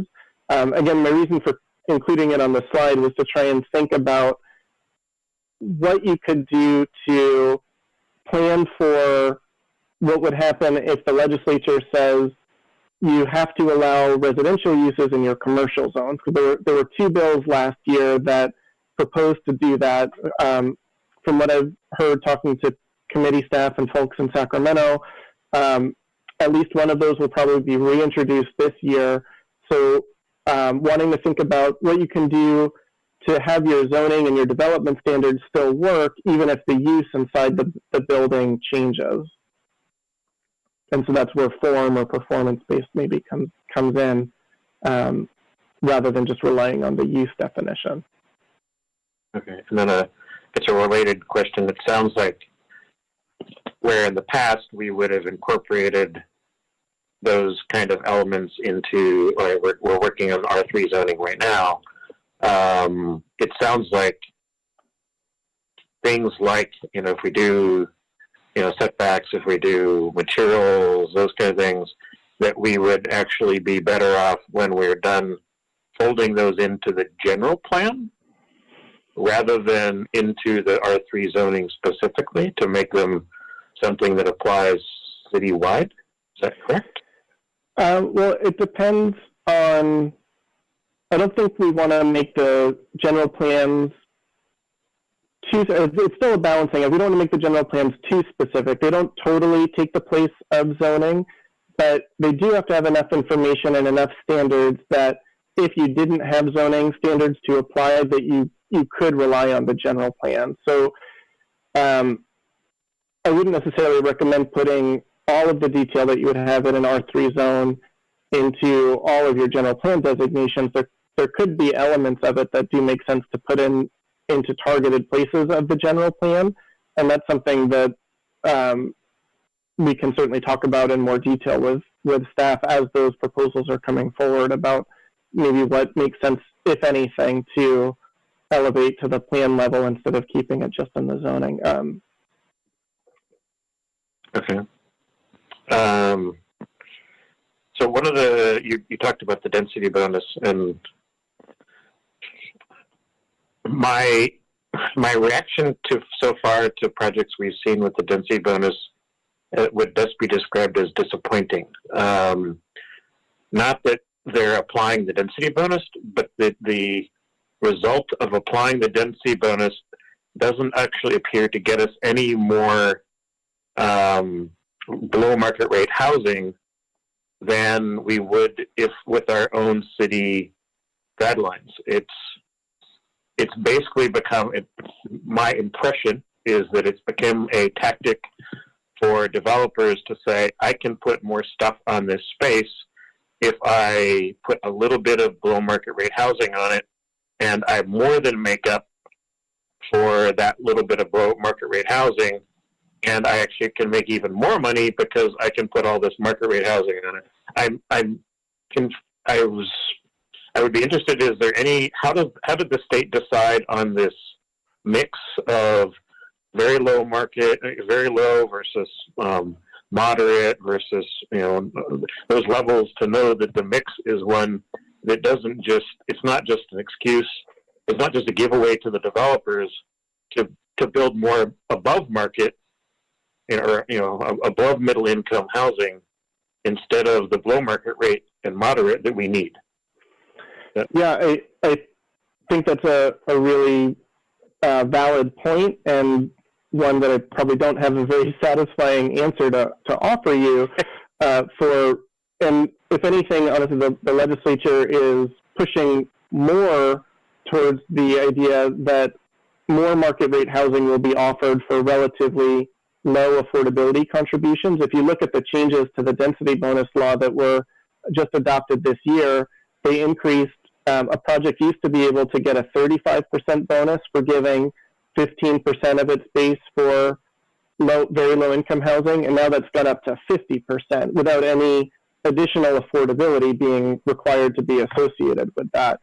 So that was one concern when that bill was being introduced and being moved, that how affordable housing advocates raised, saying that this was giving too big of an incentive to develop market rate housing without getting enough back in affordability. But the legislature basically modeled its current densities with the 50% bonus off of the program in San Diego. And there, the real estate market's a little bit different. They weren't getting as much affordable housing. They didn't have as many, I think, inclusionary requirements as we do here in the Bay Area. And it was looked at as a bigger boon there. And it was also something that helped produce market rate housing, which the legislature does view as a net positive. Certainly the people who are the strongest advocates for the types of bills that we're talking about, like Senator Wiener, Senator Skinner, Assemblymember Wicks, they're all people who value affordable housing, but also value market rate housing, and really are looking to encourage development at all housing levels. And Senator Wiener will say, even if you were to develop at the high end, it relieves some of the pressure on the existing housing market and maybe creates more affordable opportunities in existing development. And he'll use that as an argument against including additional affordability requirements in bills like this. So there's definitely a little bit of like a trickle-down housing economic theory working in Sacramento right now, saying that we will allow for and incentivize lots of housing development, and eventually that will make some of the housing affordable. And that's why I think we see fewer affordability requirements in bills like this. Okay. then one more small question before I hand it off to the questions up there. I was surprised in the below market rate housing, like the SB 35, that it requires prevailing wage, and my interpretation of prevailing wage isn't the average wage of a carpenter in the city. It's the average. It's what the unions say that they're paying. Is that correct? That's correct. A prevailing wage job can cost, I've heard different estimates depending on the labor market, but it can add 20% to a project compared to a project that was using non-union labor rates. So it does increase development costs. Even more conservative estimates, everyone acknowledges that it makes it more expensive to build. And there's been no discussion in the legislature about dealing with that, because I mean, if the money you have for affordable housing is being required to spend more for the same housing, doesn't it kind of defeat the purpose of the money you're putting towards affordable housing? And that speaks to the nature of compromise in Sacramento and politics. In order to get the union to support having streamlined housing and projects that are exempt from CEQA, there has to be a labor component. Otherwise, labor opposes it and the bills get killed. That happened to a number of CEQA reform bills that were trying to make it easier to develop multifamily or infill housing, but that tried to leave some of the labor provisions that SB 35 has out, and none of them made it through even to a floor vote because the unions are too well organized in Sacramento to give up that leverage that they have. Then on that depressing note, I saw Commissioner Yin's hand was up, and I saw Commissioner Caprilli's also had one, but maybe her hand's back down now. So Commissioner Yin, why don't you start? One practical question. Mountain View has our own BMR ordinance, our below market rate ordinance. So hypothetically, if we say we require 20% and you get a little uptick in density, but the state law is saying if you do 20% below market rate, you get 50% increase, developers are just going to pull that flag and say, state says this. So to do what we're requiring anyway, so we're looking at a potential 50% increase in density for all these developments. Well, we can, when the density bonus ordinance comes back, we can probably show you in more detail the full range of how it breaks down.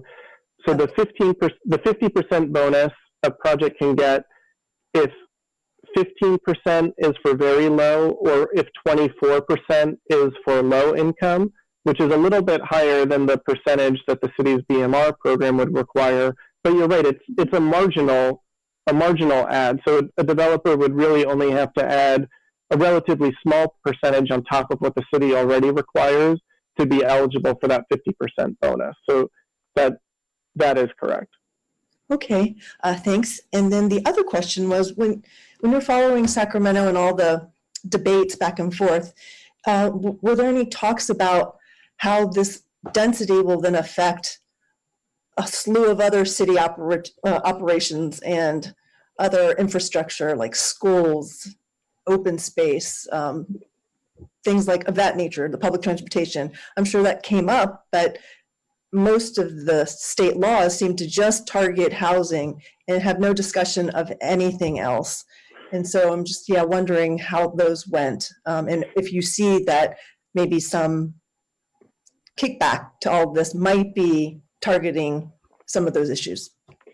Yeah, I think, and that certainly is always part of the conversation, and it will come up even more acutely when we're looking at the issues of impact fees. And certainly cities have made a really strong case that most cities are good actors. They're trying to do the right thing. Their impact fees are in place so that they can provide infrastructure, provide open spaces, provide the amenities that make the city a nice place to live and work and get around. And I think there is a recognition in Sacramento that they can't just eliminate those or reduce those without providing some other financing tool for cities that would make it possible for cities to provide the infrastructure and the other supporting services to go along with the new housing. That hasn't happened yet. There were a couple of efforts to reintroduce tax increment finance and kind of a redevelopment 2.0 concept that would make it easier for cities to use bonds to finance other municipal improvements and pay for services. The governor, it actually passed 2 years ago and the governor vetoed it. It's not really clear how we can get more funding brought in for things like that, especially as the state sees its revenue declining as a result of COVID. So it's a good question. Again, unfortunately, as all things Sacramento, not an entirely satisfying answer, but something that is part of the conversation, and that people, certainly the League of Cities, the California chapter of APA, all continue to lobby in Sacramento to not forget that part of the equation, that housing is clearly important and needs to be met, but that's not the only thing that makes a city work. Okay, thank you, Eric. Okay, I'd like to ask some questions too, if I could. So, I mean, you talked about adverse impact to health and public health and safety. Can you give an example of what that would be? Sure, and it's actually really narrowly defined in the law. So you could have a standard around, say, like a fire protection standard, and if a project wasn't meeting the adequate fire codes, even if you didn't have a necessarily objective development standard, you do have to have written public health and safety standards. So you can't make them up on the fly. You can't look at a project and evaluate it and say, I think this is going to increase traffic and create a traffic safety problem, and therefore I have a ground to deny it under the Housing Accountability Act. You have to have a written public health and safety policy, and then apply that and show how the project conflicts with that health and safety policy. So something about pedestrian safety or bicycle safety, to the extent that you have written standards around that, you can use that to evaluate projects. Certainly fire safety is another one. I think maybe in some cases you might even be able to find like air quality or exposure to hazards could be a public health and safety issue. The legislature did include findings when they adopted this language that say the circumstances where public health and safety impacts are found are expected to occur infrequently. So it's not intended to be a get out of jail free card or something that a lot of projects would get tripped up by, but it is something that's there to the extent that you have written health and safety standards that that a project might not comply with. I mean, it sounds like it's the kind of thing that, I mean, when the building permit is reviewed, I mean, a person wouldn't get, approval because, they weren't going to meet the fire code or something like that. I mean, that's normally not something that comes up in the, general, approval process. And most, seasoned developers don't make mistakes like that, right? I mean, so yeah, it doesn't sound like it's something that would happen. I mean, realistically, even. Yeah, I will acknowledge that on any of the projects that I've worked on, I haven't seen that finding be made in a way that actually meets the standard, which is not to say that it could never be done, but it's definitely not a common occurrence. Okay, another question is that, as you mentioned, these RHNA numbers are much larger than what we've seen in previous housing cycles, right? I mean, even, several times what they have been. And, I've been following some of the letters that our neighboring cities, say Palo Alto and Los Altos, have been writing back to the RHNA board. And, I'm concerned that I mean, that if we overreach so much, that a city might be tempted to just not certify a housing element. What would be the consequence of a city of not having a certified housing element? Yeah, so we touched on this a little bit earlier, but the ones that happen right off the bat is that if you don't have a certified housing element, the city can't qualify for any SB2 funds, other transportation grants, and other state funding sources get cut off. But potentially even more significantly, HCD is authorized to refer violations of housing element law and failure to have a certified housing element to the Attorney General, and the Attorney General's office can then bring a lawsuit to basically force the city to comply with housing element law. In addition to the state bringing a lawsuit, almost any party can bring a lawsuit, a housing developer or affordable housing advocate, or an individual who wants to get housing in the city and isn't able to because the city doesn't have an adequate housing element, could all have standing to bring a lawsuit to challenge the city's inability to adopt a legally compliant housing element. And then if they win, not only would the city be ordered to adopt a complying housing element, but would have to pay all their attorney's fees. And in the meantime, the court could order a variety of remedies, which could include ordering the city to adopt certain projects, or in some cases, they can issue an injunction that prevents the city from issuing any building permits. Even like if you wanted to do an addition on your house, the court could stop that and say that the city is basically on hold until it gets its act together and gets a compliant housing element. So those remedies are pretty severe, but they do happen from time to time. And certainly constituents don't like being told that they can't redo their bathroom because the city doesn't have a compliant housing element. So is there any time left for renegotiation on the RENA numbers, or are they already minted for the next housing cycle? So the overall COG numbers have been set at this point. The allocation to individual jurisdictions is still something that's ongoing, and that process, the methodology will be finalized. We'll see the results of that methodology, and then there's an appeal process. For example, down in SCAG, the Los Angeles region, they're a couple of years ahead on their housing element cycle, and I think over 50 jurisdictions there appealed the allocation they got from their COG.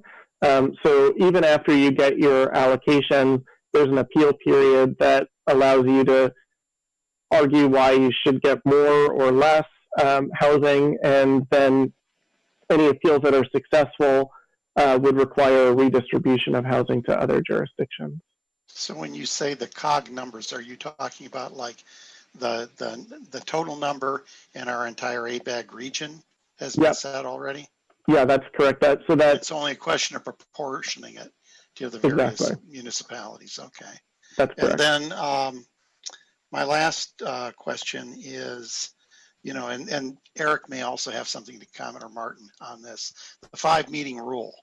I mean, we've seen a few cases in the last year where, things seem to show up for a public hearing, without anything before it.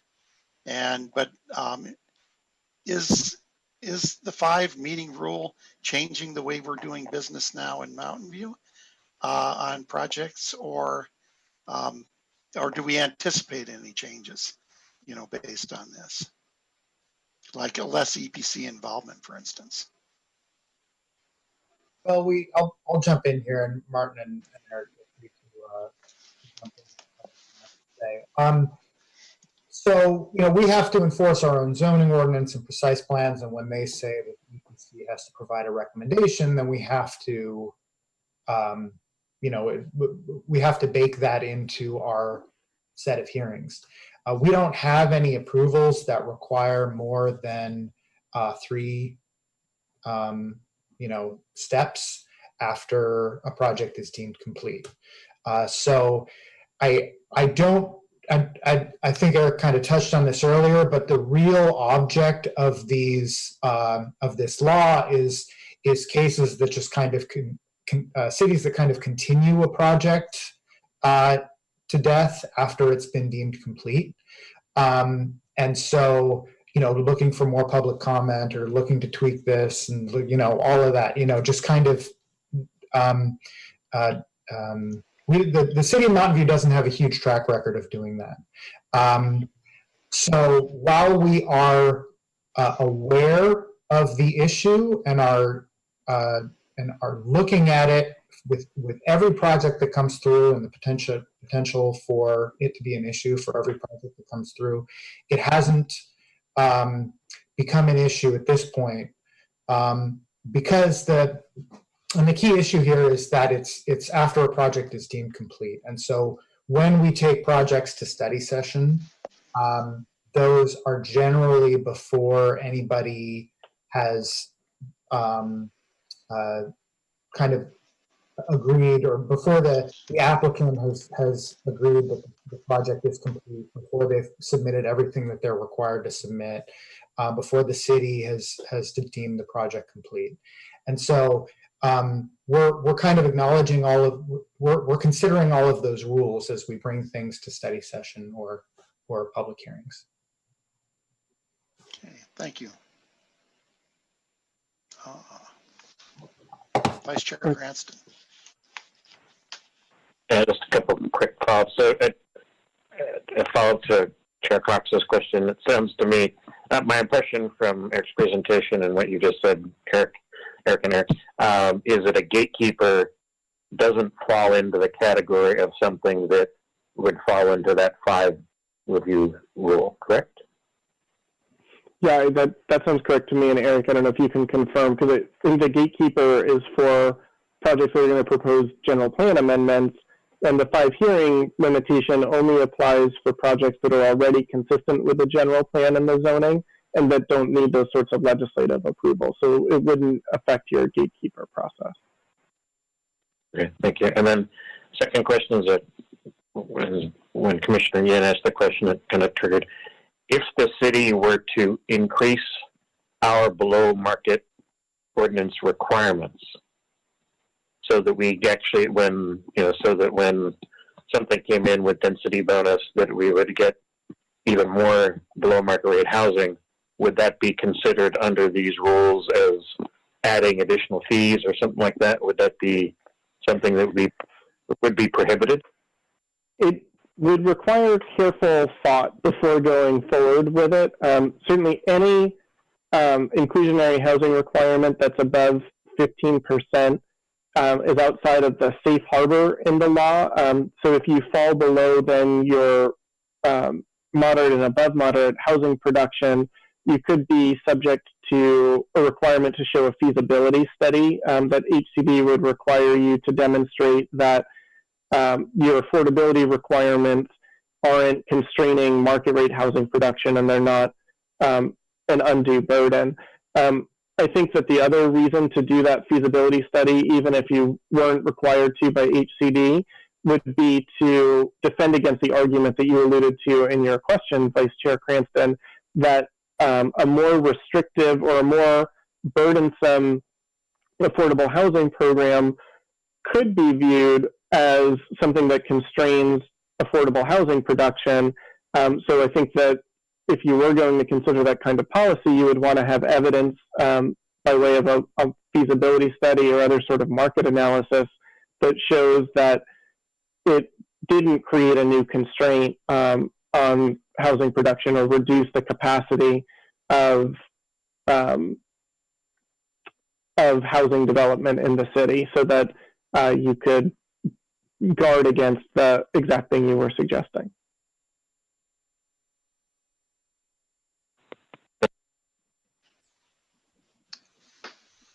Okay, are there any more questions for Mr. Phillips? All right, so in the interest of legal compliance, I will go back and ask for public comment. Would any member of the public on the line like to provide comment on this part of the item? If so, please click the raise hand button in Zoom or press *9 on your phone. Phone users can mute and unmute themselves with *6. The EPC clerk will start the timer and let you know when your time is up. Are there any members of the public wishing to comment on this item? Chair Cox, there do not appear to be any members of the public wishing to comment at this time. Okay, and I'll also ask at this time if there are any members of the public who would like to make advanced comment on our retreat question items.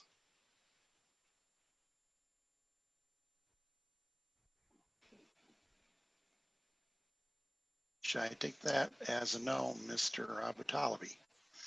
Okay, he's shaking his head yes. Yeah, no speakers. Sorry. Okay, so having done that, I will close this item, this part of the discussion, and thank Mr. Phillips for a very illuminating question and answer period. If the city has it in its budget, I hope in the future you all have him or someone else back for more of these, because it's really good to know the kinds of things you're talking about. All right. Thank you very much for having me. I will let you get on with the rest of your meeting, but thank you very much, and I'll look forward to being invited back at another time, hopefully not too long in the future. All right. So having said that, let's go back, and how about we go through our retreat questions. So probably the easiest way to do this is to take them in order, and then after I read the question, any member of the commission can raise his hand and give his answers. So our first question is, what uses are important to you when reviewing and making recommendations on development projects and city policy documents? So who'd like to start us off with a comment on question 1? Commissioner Smeezing. Get the ball rolling. For me, you guys have probably heard me ask about bikes a lot.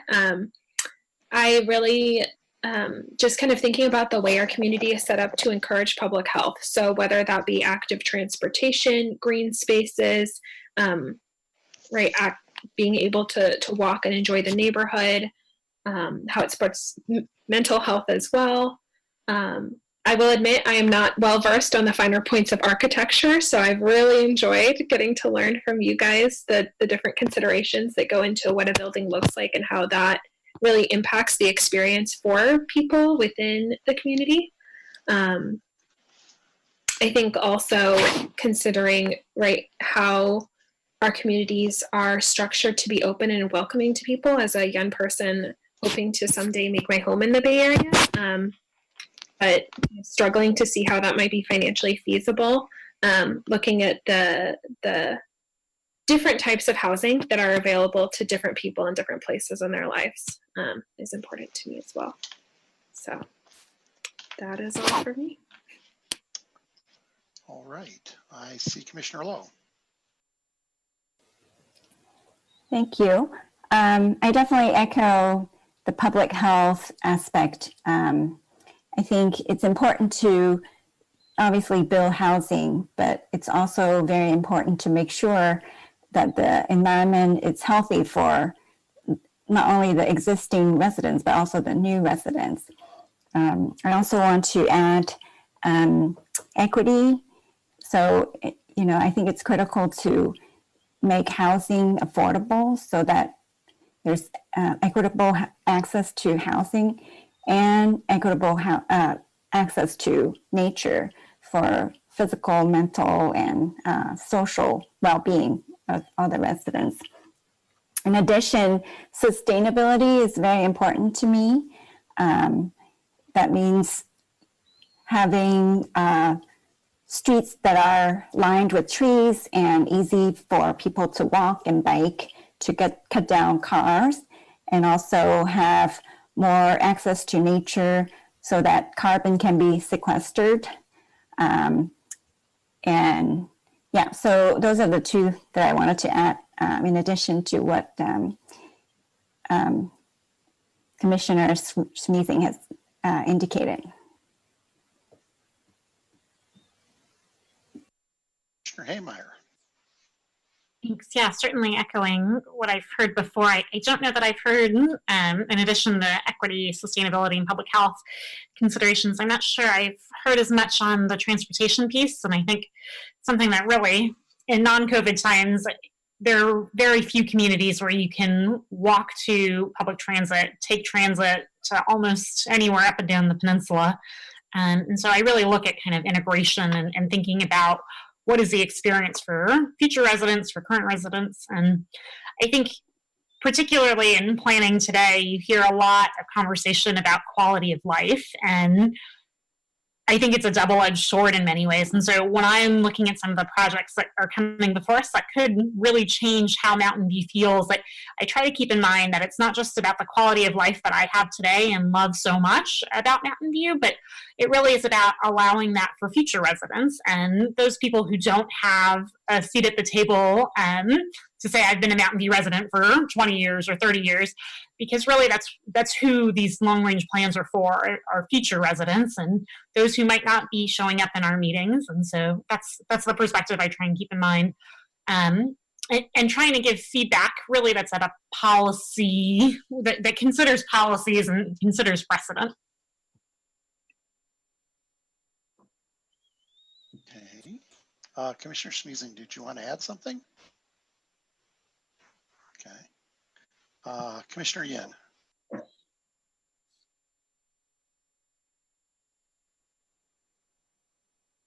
You're on mute. I don't want to repeat what others have said, and I agree with a lot of the prior comments. So I was thinking of what is a little bit different from my point of view, and that is, I think I'm looking at the overall balance of the design of the city.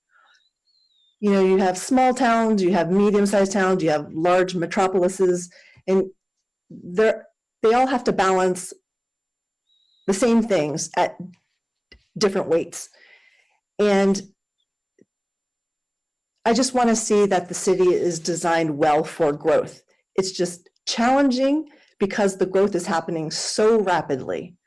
And I just want to, for me personally, what comes before us, I want to ensure that as we grow, as we change, we're also considering a slew of things that might not be considered otherwise because it's happening so quickly. And just one tiny example is what Commissioner Lowe had said, which is open space. We have the state coming down with, not allowing open space to be a consideration necessarily, and in fact, trying to find vacant land and developing it out. But at the same time, as we densify, we're going to need more open space for people to share, especially as COVID is going to be part of our life. So how do we do that? How do we balance everything out?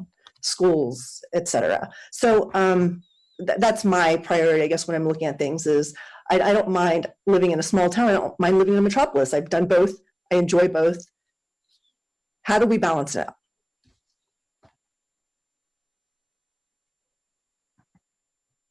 Fearless. So I certainly agree with everybody what they've said, but I think that our job becomes so daunting because we are planning, for 30 or 40 or even 50 years in the future with each of these projects that come to us.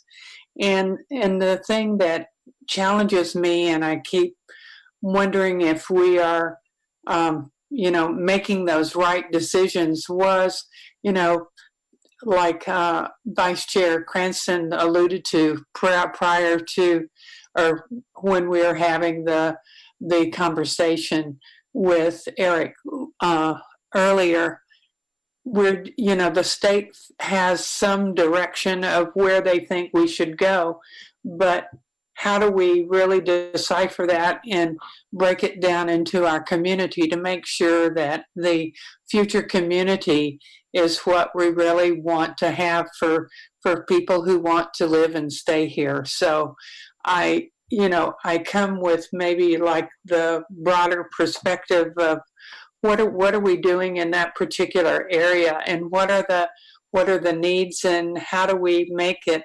equitable for everybody to live here and to have that open space and the protected bike lanes. And I always count on Commissioner Lowe to educate me on all the trees we need to plant. And I count on Commissioner Yin to make me aware of all the architecture and this sort of thing. So I think that I try to take that broader perspective to see how can we all make this community we're working on in the future to be one that everybody will be able to enjoy and to really embrace and embellish all the diversity that we have in our city and do the best we can. So I guess I come from a more general point of view, but counting on the rest of you to come with your particular focus and expertise to continue to educate all of us. So thank you.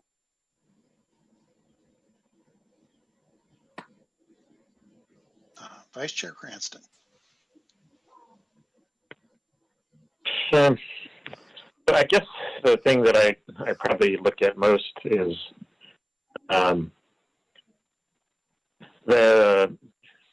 as I've gone through these processes in the past, and things get brought before EPC and council before being part of it.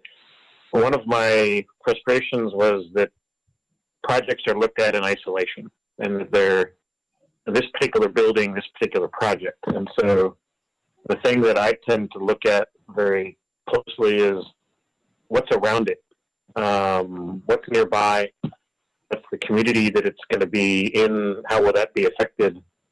If we're doing something to try to move forward, things like affordable housing, is that being done in a way that will be respectful of the neighbors, can work with the neighbors that are in place. I've heard several bike and transit people. I've lived in cities that have way better public transit systems than the Bay Area does, and I'm envious of that. So I do look at what I consider to be a lack of quality public transit in Mountain View as something that, while it's a goal, there are still a lot of people that drive cars, and that's one of those things that we have to look at, and how's it going to affect the neighborhood. So when I look at a development, I'm trying to look at it more how it fits with what's around it, while trying to balance it with, we need to be able to provide more below market rate housing. I'm confident than Senator Wiener that all of the housing is going to trickle down from the richest to the poorest in any kind of reasonable time period. But how do we do that in a way that it fits together? And so the trees are part of it, the bike lanes are part of it, the streets are part of it, the design of a building is part of it. So I'm trying to look at it from how does it fit together as a whole, and all those different pieces to try to make sure that what we recommend moves things forward, but in a way that's respectful of what's here today, and and the people that are here today can work with that and embrace it going forward.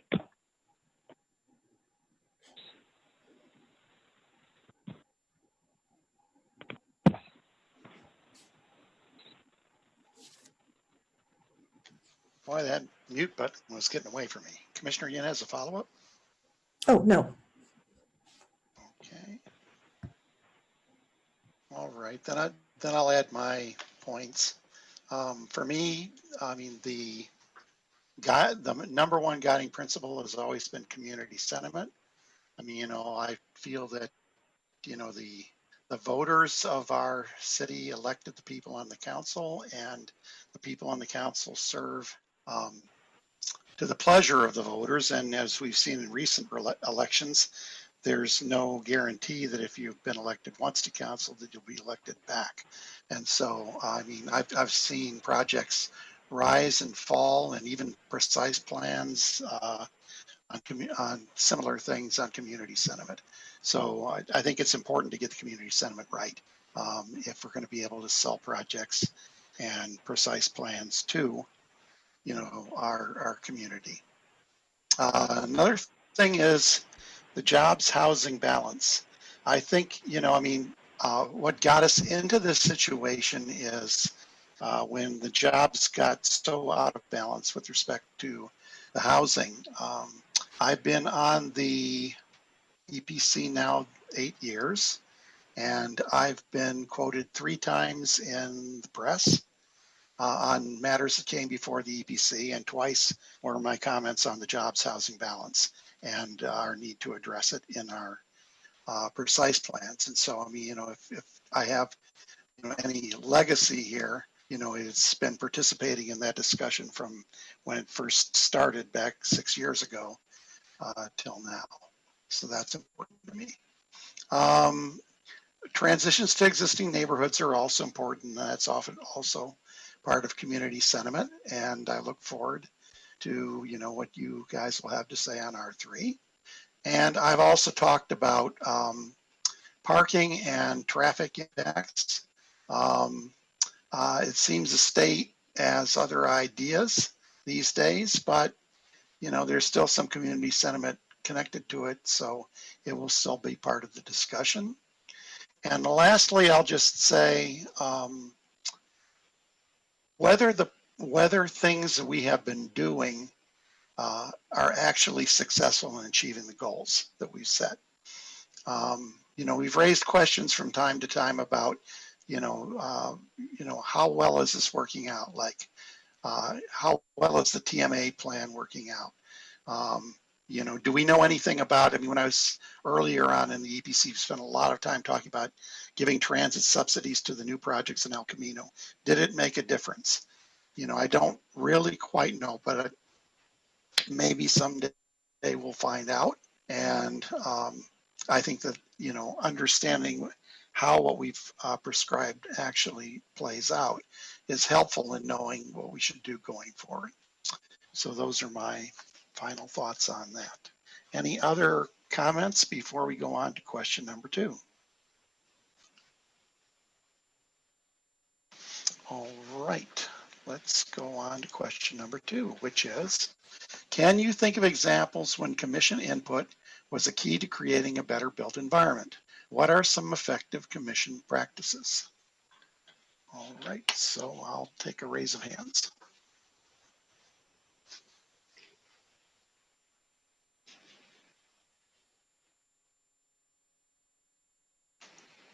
Oh, come on, we must have had some positive impact.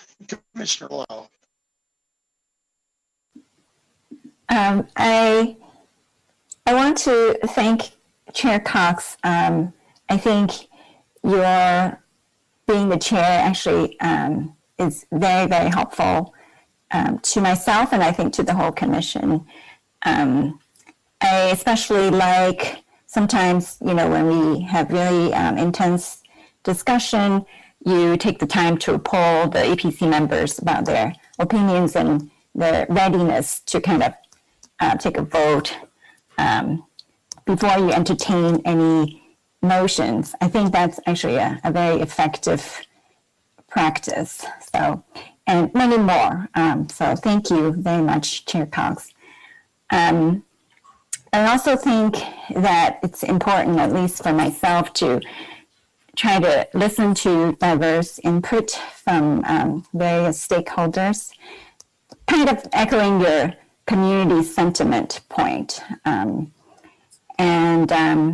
I also enjoy the opportunity to provide input earlier in the process, such as in study sessions. I think, if we're able to have those opportunities to weigh in earlier, we can have more impact in the outcome. So those are some of my thoughts. Thank you. Commissioner Yin. Yes, very quickly, I was going to say the same thing as Commissioner Lowe, which is if we can get in a little earlier, it always feels like we're making a greater impact. So study sessions for me, I like working on the precise plans and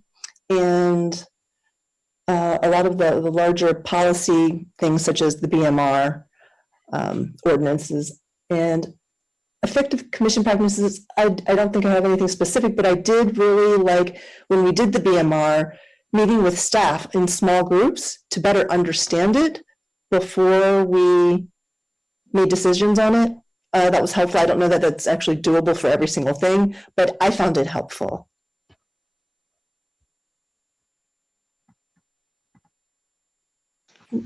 Thank you. Commissioner Capriles.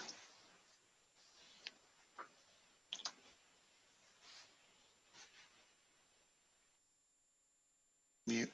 You're on mute.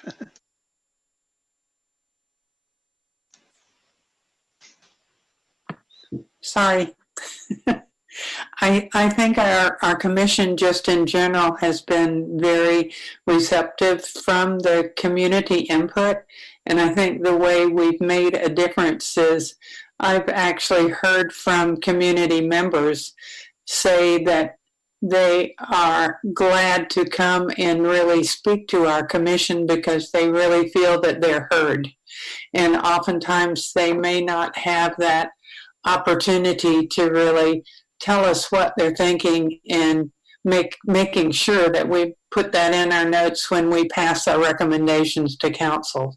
So I think that that has been very helpful in making some additional input of the community toward the council that they may not always have the opportunity to hear. So I think we've been able to do that as a commission to make a difference. And because we have the benefit of the staff giving us such a good education on exactly what some of these specific details mean overall to the policy, I think it helps us to provide much more informed recommendations to the council and hopefully be very, helpful in getting them to come to the good decisions for them to make as well.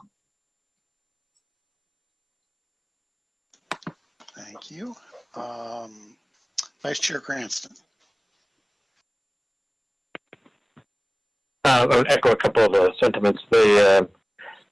Particularly when it's something that's either a bigger project or something where it's newer.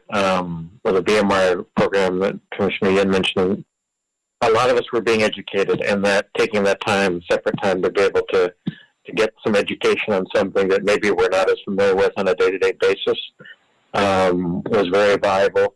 I particularly enjoyed the precise plan work. It's longer horizon. I thought we got a lot of good dialogue on it, and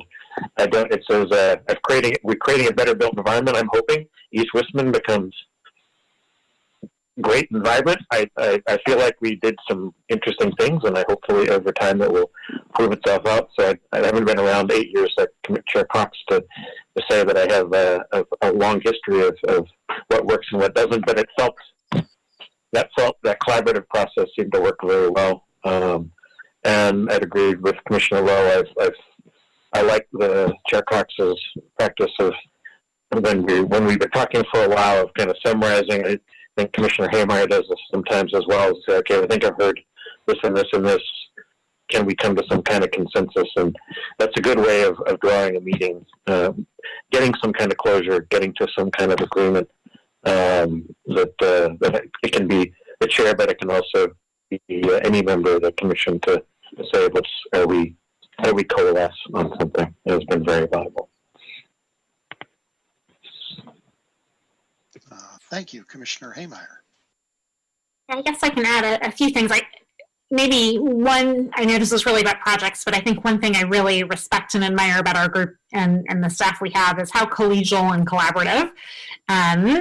I think we have a really productive dynamic, even when there are disagreements. And I've been thinking a lot about which projects, I think have had the most positive impact on the community. And as I go around Mountain View, I'm struck by how many projects in my now 4-5 years on the commission I can see that I had a hand in some way.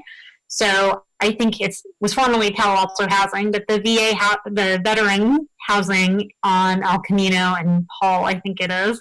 I was by the Dean earlier today. There's so many projects where it's really heartwarming when you see people who are using the amenities, going in and out of new housing.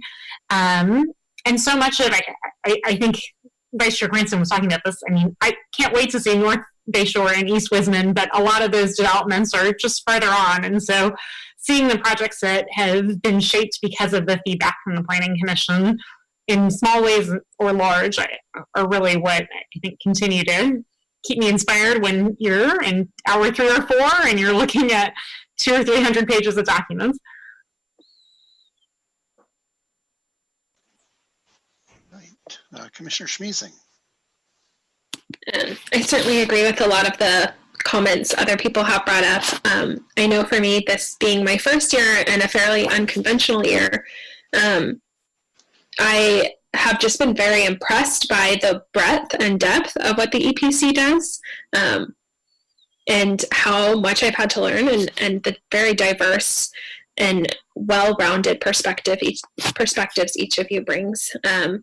I think what's really strikes me is, that opportunity to get in early. And I remember I started and there was a couple projects that were kind of at the finishing touches, like just putting a bow on it. But to hear the input that you guys had provided, and then get to see in that final product, this is how it turned out because of the comments that the EPC made and because of the expertise you guys brought. It's been really cool. So thank you all very much for this year.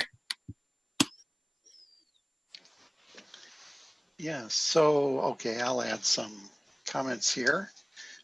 In terms of creating a better built environment, I think, where I've seen it happen the most is in the formation of the precise plans. I've gone through the cycle on 4 of those, and you can call it 5 when we get to North Bayshore, right? Because we did it twice.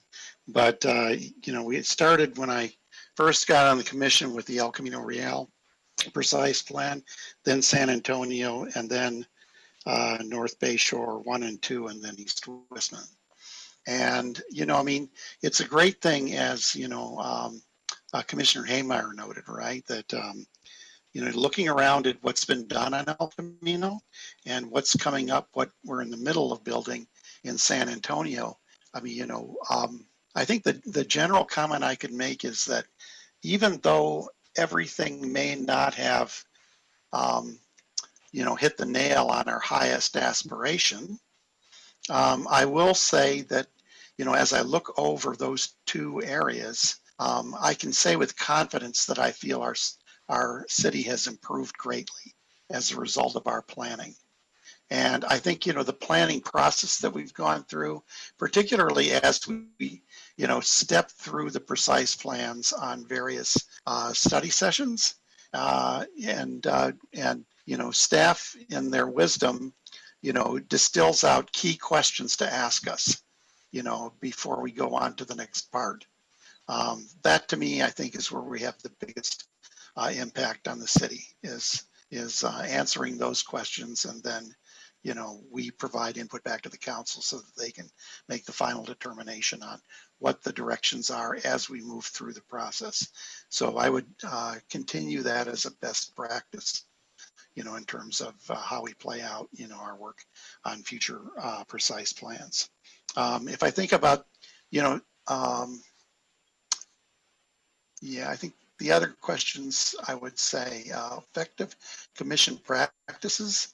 I thank you for your kind words about trying to, coalesce our decisions, and also for, in particular, I've seen Commissioner Haymeyer and Commissioner Capriles at key moments, speak up and suggest, things that we can do. Positions that might help, draw the group toward a consensus. I also appreciate the collegiality of the group. It's really wonderful. I remember one council member was asked once, from somebody from a different city, why is it that the people of the Mountain View City Council work so collegially together? And the answer that council member gave back was, it's because it's expected of us in our city. And so, you know, I mean, I think, you know, we also understand that, and I think that this group has done a marvelous job, you know, living up to that standard. You know, I mean, it's when I've seen the chaos that has gone on, you know, at the federal level over, you know, the most recent time period. I mean, you know, when I tell people that I'm involved in local politics who don't know much about this area, you know, they'll say to me, how can you stand being involved in politics? And I can say that it's a very positive process, you know, where I am. So just a second.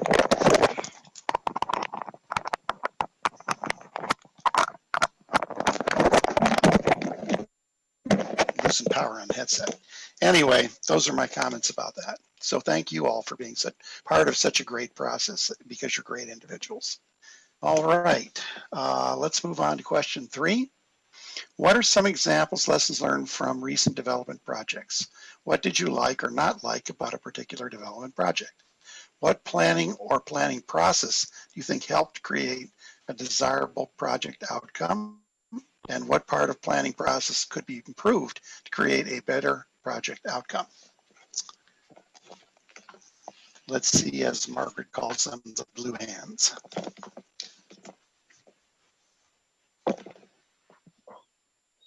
Commissioner Capriles. I can't think of a specific project, but I think the thing that stands out for me was the project when we first were introduced to the state density bonus. And, you know, as we were listening to the project that was proposed to us, we didn't understand why we were even involved, because we felt like our hands were tied. Excuse me. And, you know, we really didn't have a whole lot to say, because the particular developer came in and they were using the state bonus, and we had nothing that we could really say. So it was kind of disappointing, because, you know, it was a learning for us, because we needed to understand how that state density bonus worked, but there was nothing we could do to, you know, really provide any input. As we always do, we did provide our thoughts back to the developer, and we always ask for more affordable housing than any of them were willing to give us. So that was a little bit disappointing. The projects that were most satisfying were the ones that they were specifically the nonprofit developments that were for the veterans, and to go to the open houses and to see some of the facilities that were the outcome of those really amazing developments was very, very satisfying, because I felt like we were moving in the right direction. And obviously, we're always expected to do even more, but that is kind of nice to use as an example of it was the right thing to do, and to see the results and say, well, you know, we probably need to do and see more of this. So that was a couple of successes. The other tough part for me really was to the projects that were, you know, kind of stymied, where we didn't feel like there was anything that we could do but provide some suggestions and input. I feel like the developers are always wanting to do the for market rate projects, but then when we ask for those affordable housing units, that, you know, we feel like we're lucky to get 6 of them, and I feel like that's just such a small dent. So to see the housing element and how it's going to change, it's going to be very interesting from my perspective to see how that is going to work overall. What are the changes that we're going to have to make when the demand is just continuing to be so high? And having worked with Chair Cox on the majority of those precise plans, I really want to thank you for being such a great colleague, and I've enjoyed working with you on those precise plans, and I will miss your historical perspective to remind me of what we decided that became an ordinance or guideline or whatever in future projects in those precise plans. So I just wanted to thank you very much for your leadership and for your being such a great colleague. So I wish you all the best, and I know you're going to be doing a lot more things in the city because that's what you do. Thank you.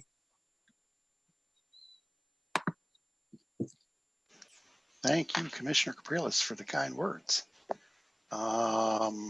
Any follow-up comments from other commissioners? Commissioner Haymeyer. I can say, well, two things. I want to say first about Chair Cox, and then I'll go to the project example. But I've had the pleasure of sitting next to Chair Cox and seeing maybe 4 or 5 pages of prepared notes and questions. And I really appreciate how thorough you've been, and I've learned a lot from the questions you ask and your pulse of what's happening in the city. So you will be greatly missed, and I thank you for all that you've taught me while I've been on the commission. And part of the reason I say some of those things is because I was thinking about our last meeting where we had looking at the Merlin-Geyer most recent phase, and I appreciated the conversations that were quite, pointed to the developer and raised a lot of the concerns about integration with the existing projects and circulation. And I think that's how you know that you're making a project better, is if we had seen an earlier phase that we didn't like, and there are elements that were really important to the next phase of it. And I thought the commission provided really valuable feedback, and hopefully it will be integrated. And I've heard from many others, I mean, as an advisory body, there is a limit to what our ability to do is, but I think the fact that we provide nuance and at least considerations for council when they're looking at these projects overall can hopefully elevate their discussion and get them to think about considerations that might not have come up were it not for the EPC's evaluation of a project. Thank you, Commissioner Haymeyer. Commissioner Schneesing.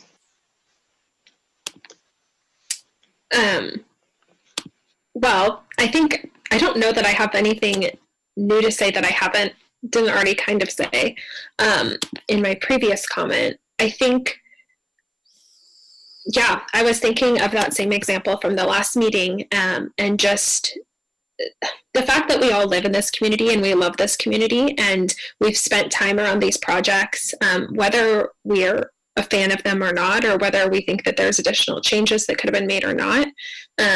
I think taking that that foundational appreciation for our community and that desire to make it better, to make those very specific suggestions to developers, or even just those broad questions, looking at, how does this fit into the broader community? And I've really appreciated getting to see that. And I will also take this time to thank you, Chair Cox.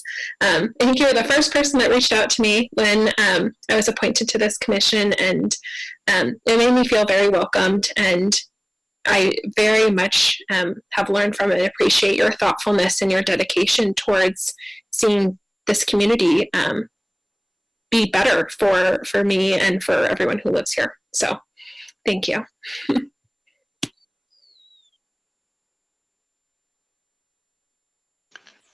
Thank you very much. Commissioner Lowe? Thank you. Having served on the EPC for 2 years, I have not worked on, 5 precise plans, but I certainly have learned a lot from each of the commission members. as well as the staff. So I really appreciate that. At the risk of sounding like a broken record, I hope we can find ways to better integrate nature into our built environment, in terms of on the policy level, as well as the development approval process. If we're able to, provide more green space, open space for our residents, it will benefit our future generations. I really don't want to leave to our future generations, just concrete built spaces. I think we really need to have a more balanced approach and incorporate more nature into our built environment. That's it for me. Thanks.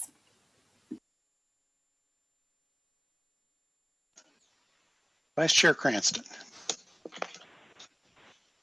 A couple of our commissioners have already mentioned it. So lessons learned. While I didn't participate in the last meeting, when I dropped off, I actually joined the recording and watched the discussion. And I guess to me, what to me was very noticeable was the difference between the Merlin Guard discussion and the discussion of the units that were being proposed over on Farley. The meeting before, where we didn't have a chance to provide input.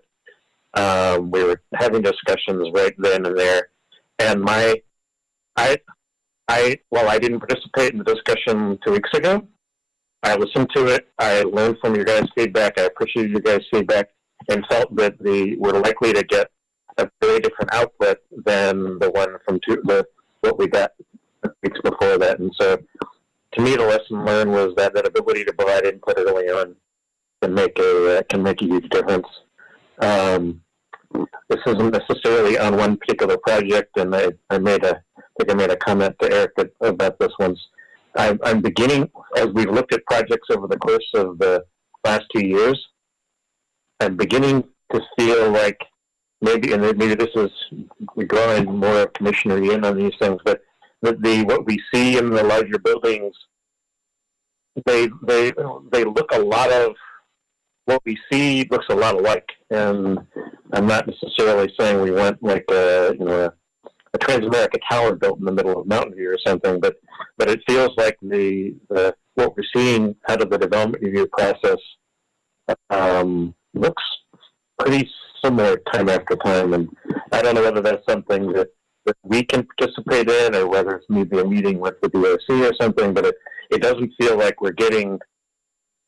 there's not a lot of new interesting energy in the buildings that we're seeing, and I'd love to see that. So it's not one specific project, but it just, look at them time after time, they look very similar.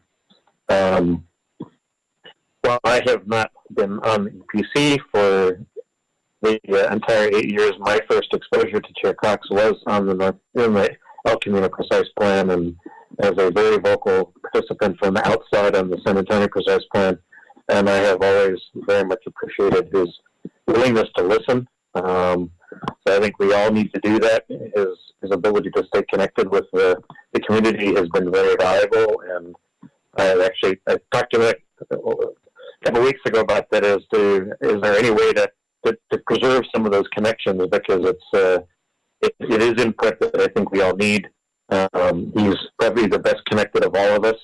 And I definitely feel like that's something that we're going to lose, that Chair Cox has done an outstanding job of connecting us to the community, and that's been a benefit to all of us as we go through this process, and that we need to find a way to somehow make up for the gap that will be created when we lose him from the meeting. So I appreciate, Chair Cox, the time that you spent connecting with the community, and that message you bring to the rest of us. It's been very valuable to me, both as somebody who wanted somebody to listen, but also then knowing that you're bringing that feedback to the commission itself.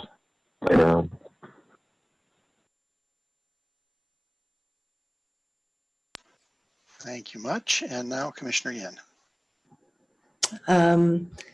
Yeah, as far as this third bullet point for the EPC discussions, I'll just say that I haven't been on the EPC that long either. I think it started with Commissioner Cranston, Vice Commissioner Cranston, and Commissioner Lowe, and it was really quite a learning experience from the get-go. There's so much to learn, and I want to thank staff as well and the rest of the EPC commissioners, because the learning curve was high. I feel like I'm still just at the very beginning, and there's a lot more to go, and I'm looking forward to it. And since we've already gotten to the weepy part, I do want to say a very special thank you to Chair Cox for, I think, my public service is due to him. We work together on a lot of other community advocacy things, and I'm not sure how to thank you for that. It's changed my life. And I think that all this education and all the things that I'm doing now are in due large part to your influence. So thank you so much. We will miss you here very much. Wow, special thank you, Commissioner Yin. I'm very glad for, being able to be a part of your life, and I'm very grateful to the people who, introduced me to public service, because without them, I wouldn't be have this opportunity here in life. But let me say a few things about the specific development projects, because this will be my last opportunity to weigh in on those as a member of your commission. If I think about, when it comes to individual projects, it's harder than it is with the precise plans to point out, what things where the EPC has made the bigger difference. But one thing does stick out to me, and that's that the Prometheus project on Evelyn Avenue. And I know that they came to us with, what was a very, I guess they called it a modern design. I called it a cheap design. And, we pushed back hard on that design, and we said, this really didn't look like it fit in this neighborhood.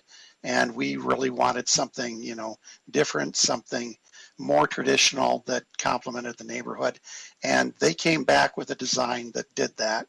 And, I think it's easier with a company like Prometheus that has a long history in Mountain View, that knows how we feel about things, and, and quite honestly has rather deep pockets, and, is able to make those kinds of changes when they come up. But to me, that was our, of individual projects, that to me was the biggest success.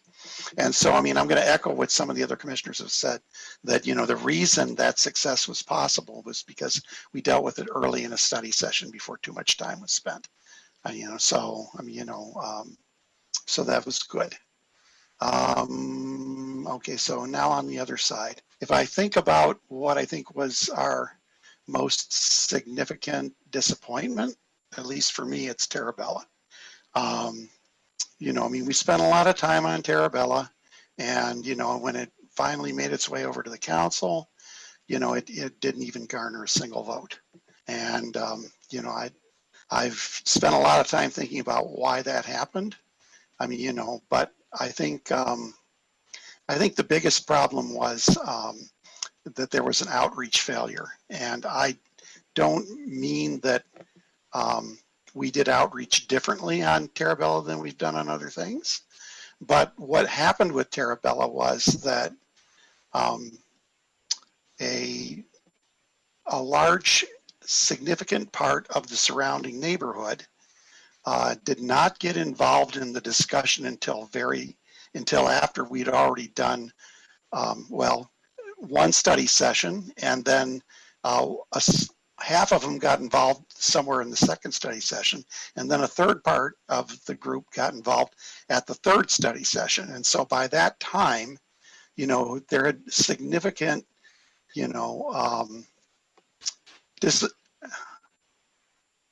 there was a significant group of people who were very much against the project, and it was because it wasn't really a precise plan.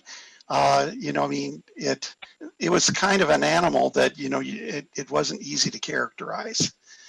We even saw people, this was unique with it, I think, that we saw even people who are property owners who are potentially had properties that would want to be developed in there coming out against the plan. And, you know, I mean, even though, well, you know, Vice Chair Cranston did not vote with it, most of the rest of us did. And then, you know, the council just had a completely different view. But I think that also was partly because the council that finally ended up voting on it was a different council than initiated it. And so, I mean, you know, and in the meantime, several of those council members had been voted out of the council who had initiated it. And so, I mean, you know, it didn't work out well, you know, and I basically put it to outreach. I don't think it's a simple thing to do good outreach because, you know, it means that you need to get to the people who are going to care deeply about the project, even if it isn't real easy to do that. And that's why, you know, as Vice Chair Cranston says, I mean, it's good for all of you. I'm going to encourage all of you to do what I've done over the years, you know, try to, you know, try to get to know people, you know, in the various neighborhoods around here. And, you know, if you see somebody coming and speaking in a meeting, listen on the council, you see people talking or whatever, you know, try to find out where that person lives and sit down and have a one-on-one with them. Ask them who else they know are interested. And this is how I get to know who, you know, eventually would be the stakeholders that are going to care one way or another deeply about projects. I mean, you know, I don't think it's enough when it comes to outreach to just say, yeah, I sent some cards out, okay, and so I did what I had to do, even if they were at 750 square feet, 750 feet away from the project. I mean, you know, people aren't always, I mean, we saw it also with the cannabis thing. You know, the people who eventually came and drove the decision behind the final minting of our cannabis legislation were not the people who were involved at the beginning. They weren't the people who took the surveys, but they did have a big impact. So that's something I think to think about. I want to say something about architecture. You know, my biggest concern about, I have two concerns about architecture. And one of them, we did it before Vice Chair Cranston was on the commission, Commissioner Yin, I don't know if she attended one of the EPC meetings where we did talk about the sameness of architecture.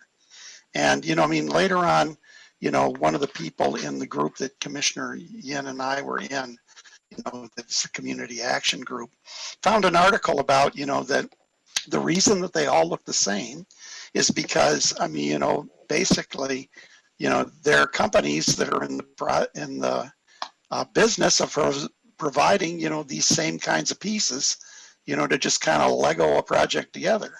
And I mean, you know, so I mean, you know, there are companies that specialize in those flying wing hanging things that we see on all the new buildings, you know, because, you know, that's what goes on a building design these days. And so, I mean, you know, I remember going to a DRC meeting and listening to David Sovell, I'm not saying his name right, David S. Anyway, he's a longtime member of the DRC. And you know, at one point, you know, I mean, he made a lot of wonderful decisions, but at one point he said something like, he says, you know, that's how you cut the cost down on these projects is, you know, buying all these standard made pieces. So I don't know where you get beyond that, but I mean, my biggest concern is even with that, when I go out on the project site and I look at the architecture and I see it doesn't look like the drawings we saw, then, you know, that bothers me a lot. And I'm not sure what to do about it, but maybe you guys, I can leave you with that to think about it. And then the last thing is just about parking. You know, there's 4 areas in this city that just, I mean, you know, you can't find a parking space on the street to save your life, okay? And I'll tell you where they are. There's the Latham Street, you know, Dale Avenue, the crossings, and the new townhome areas around Sierra Vista. Now, the first 3 have been there a long time. I don't know whether there's anything that can be done about it, you know, unless we go to permits. But the new townhome areas around Sierra Vista, you know, that's all during the period I've been here, and they were all, you know, onesies and twosies that we all worked at. And to me, something went wrong there. Although I don't know, with the current climate where the state is looking at things, I don't know whether or not there's anything that can be done about addressing that. But anyway, it's just something I want to comment on. But those are my general comments. And then also, I just like to have a few comments back, you know, to the commission. First of all, about just being on this commission for the last 8 years.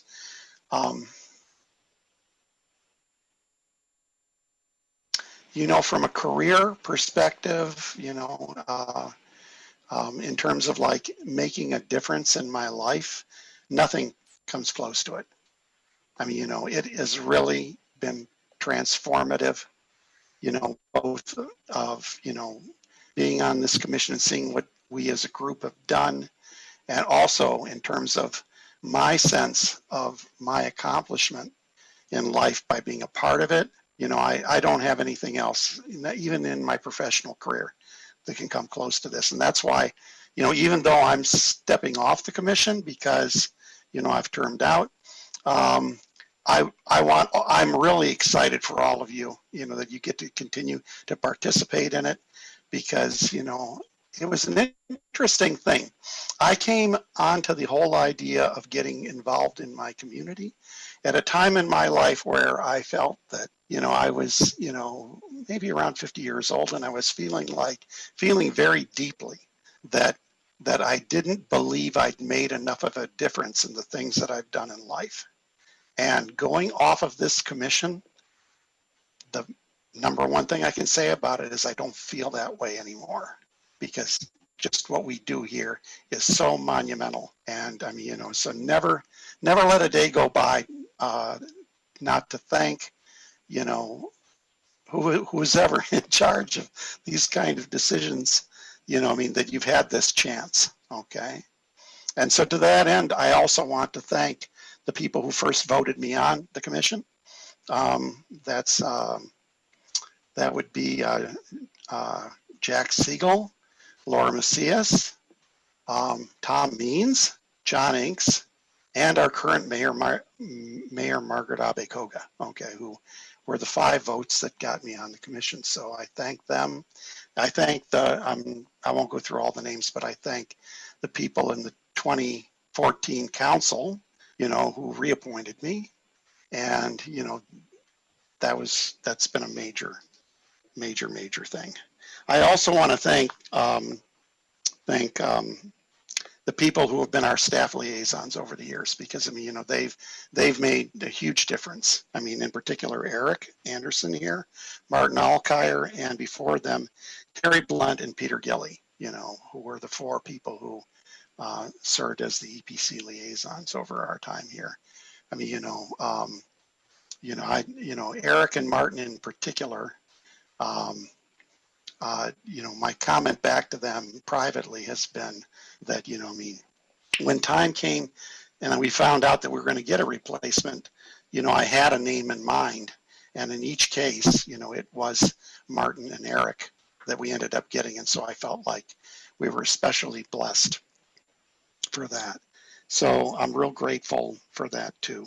And you know, I mean, the thing about it is I want to echo what Commissioner Haymeyer said, that, you know, I mean, you know, and I'll add personal touch to it. I'm a software guy. And so it's hard for me to put a finger on the electrons that I move around every day. Okay. But when I walk around through the city and I see the projects that all of us have worked on, you know, I mean, to me, it's a very tangible thing, you know, that we've done. And, you know, I mean, El Camino looks so much better than when we started. And as San Antonio, I think it's going to be a wonderful place when it's all said and done. And I hope for the other 2 precise plants, you know, that they can come into that too. And it's just great. So and to all of you, I mean, you know, Commissioner Yin, I mean, you know, you started with me in Livable Mountain View. and that's where I met you. And I thought it was wonderful, that we were able to twist your arm to get you to apply for this. And that, because, I mean, it's great having an architect on and a person with a heart and soul that cares about the community.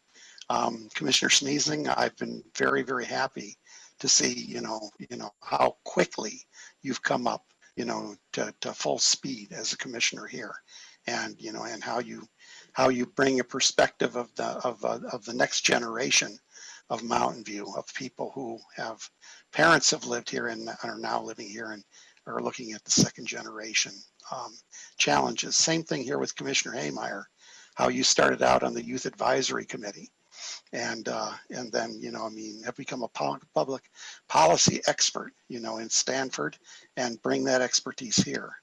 And Margaret, a longtime friend, and a person who has worked with Margaret Abe Koga over the years, and also helped with the election of our former commissioner Ellen Kamei. And have always at our community events brought your husband along so I'd have somebody to talk to. All those things make you wonderful to me. And Commissioner Lowe, the trees are wonderful, and I've learned so much from you about them. And also just, being a new upcoming person in our community, somebody that, has a high-tech background like I do, and shares that perspective. I know that, even though I'm not on the commission anymore, you can help continue on and bring that perspective as well. And then Bill, a longtime friend, I remember you from the time when, we were both in our neighborhood associations and you were president of Mauna Loma. And recently, I learned that you're a former alumnus of the same university I went to. So, we have that in common as well. But your deep insights and make me confident that, next year for the EPC will only be even better. So I'm looking forward to tuning in and watching you on TV with the rest of the commissioners. And I won't be completely absent. I'm still vice chair of the Old Mountain View Neighborhood Association and on the steering committee of Livable Mountain View. So expect some public input from me. So anyway, that's all I'm going to be missing, but I'll see you all again. And as I mentioned to staff before this, the one thing I'm not going to miss is being under the Brown Act. So, so anyway, all right. If there's no other comment, I'm going to thank all of you for indulging me in that 10 minutes of goodbyes. And I will close this item and bring it back for staff, commission staff announcements, updates, requests, and committee reports. Anything for us, Eric or Martin?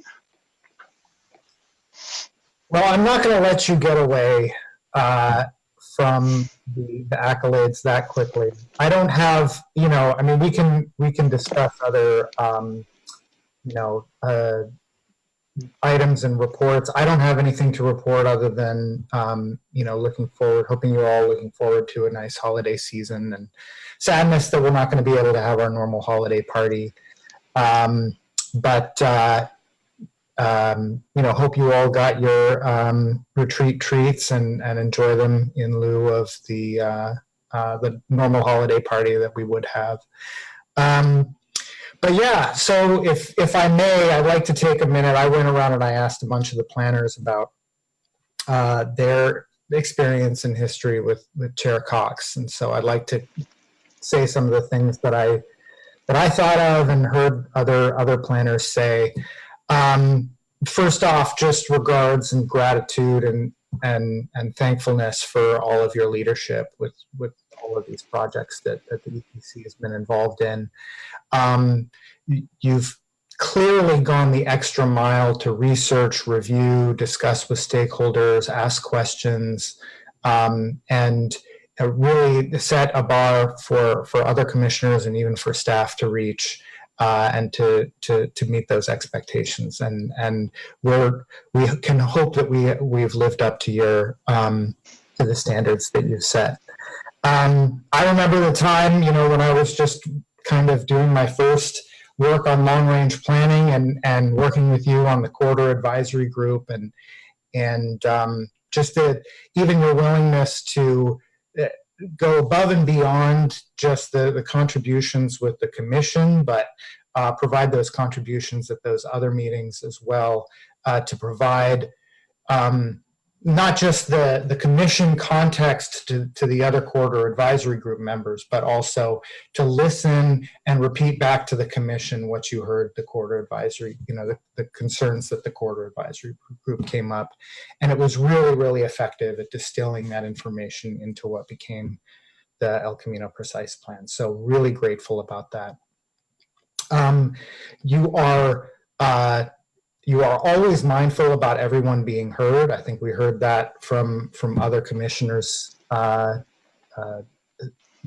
giving everybody an opportunity to speak and listening to everyone else. You are a balanced voice on the commission. You're interested in understanding all sides of an issue before providing direction. You're very thoughtful and willing to consider other perspectives. You've provided this steadfast leadership to new commissioners over the years, not just Commissioner Schmiesing, but I think every commissioner come and gone has felt some of your leadership over the years.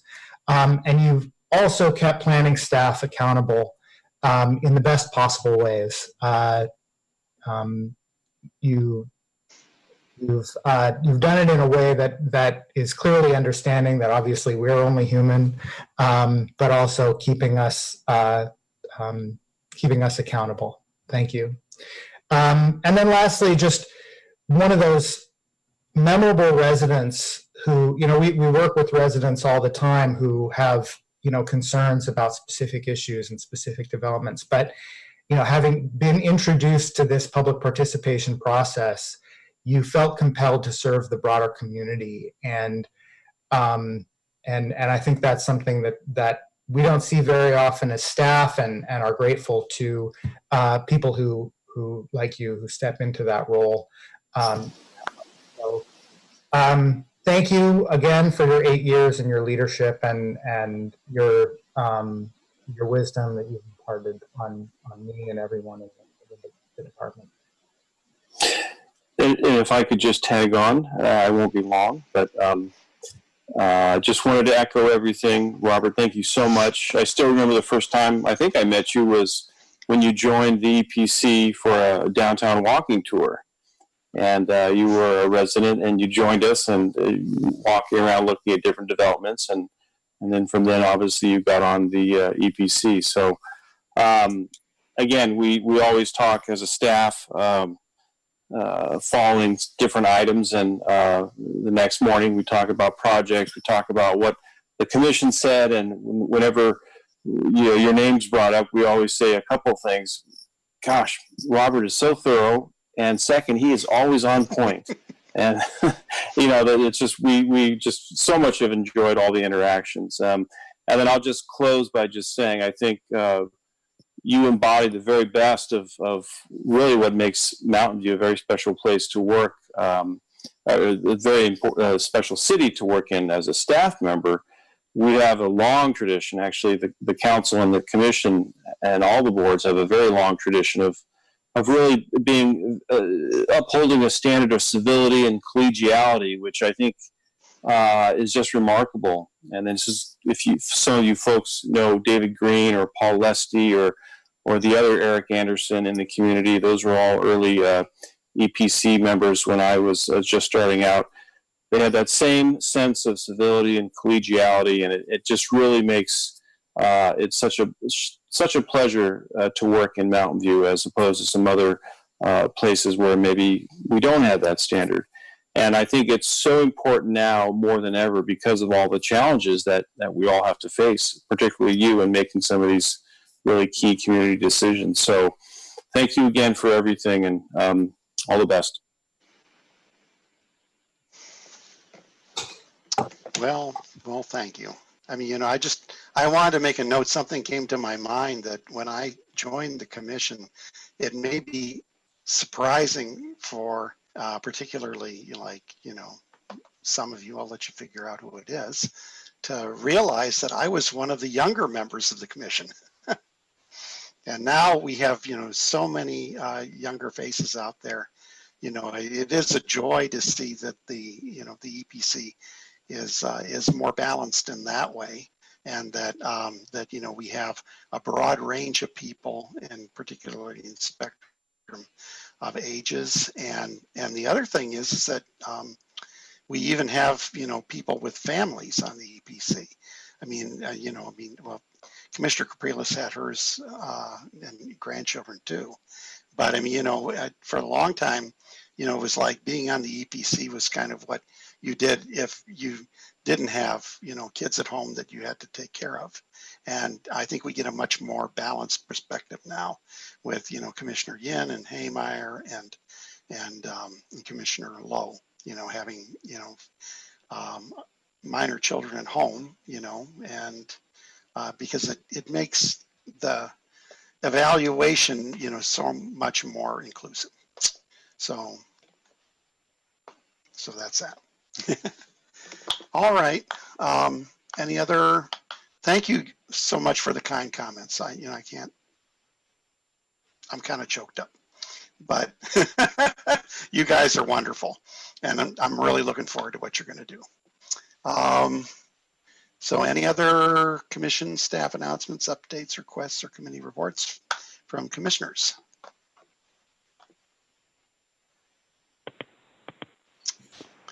Vice Chair Cranston. I guess there's just a question from staff. Is council appointed the next member of the EPC? Indicated their choice. I don't have his name right. His name is Hank Dempsey. Hank Dempsey, that's right. And he worked in Sacramento with Evan Lowe. And so he's got, a bit of experience from that perspective. So he and I are gonna, get together. So he kind of wants to know what the commission's like. So I'll give him just a stellar report and tell him how all great we are.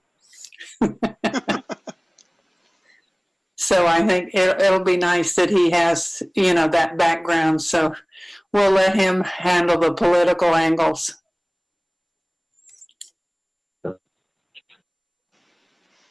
All right. Anyone else?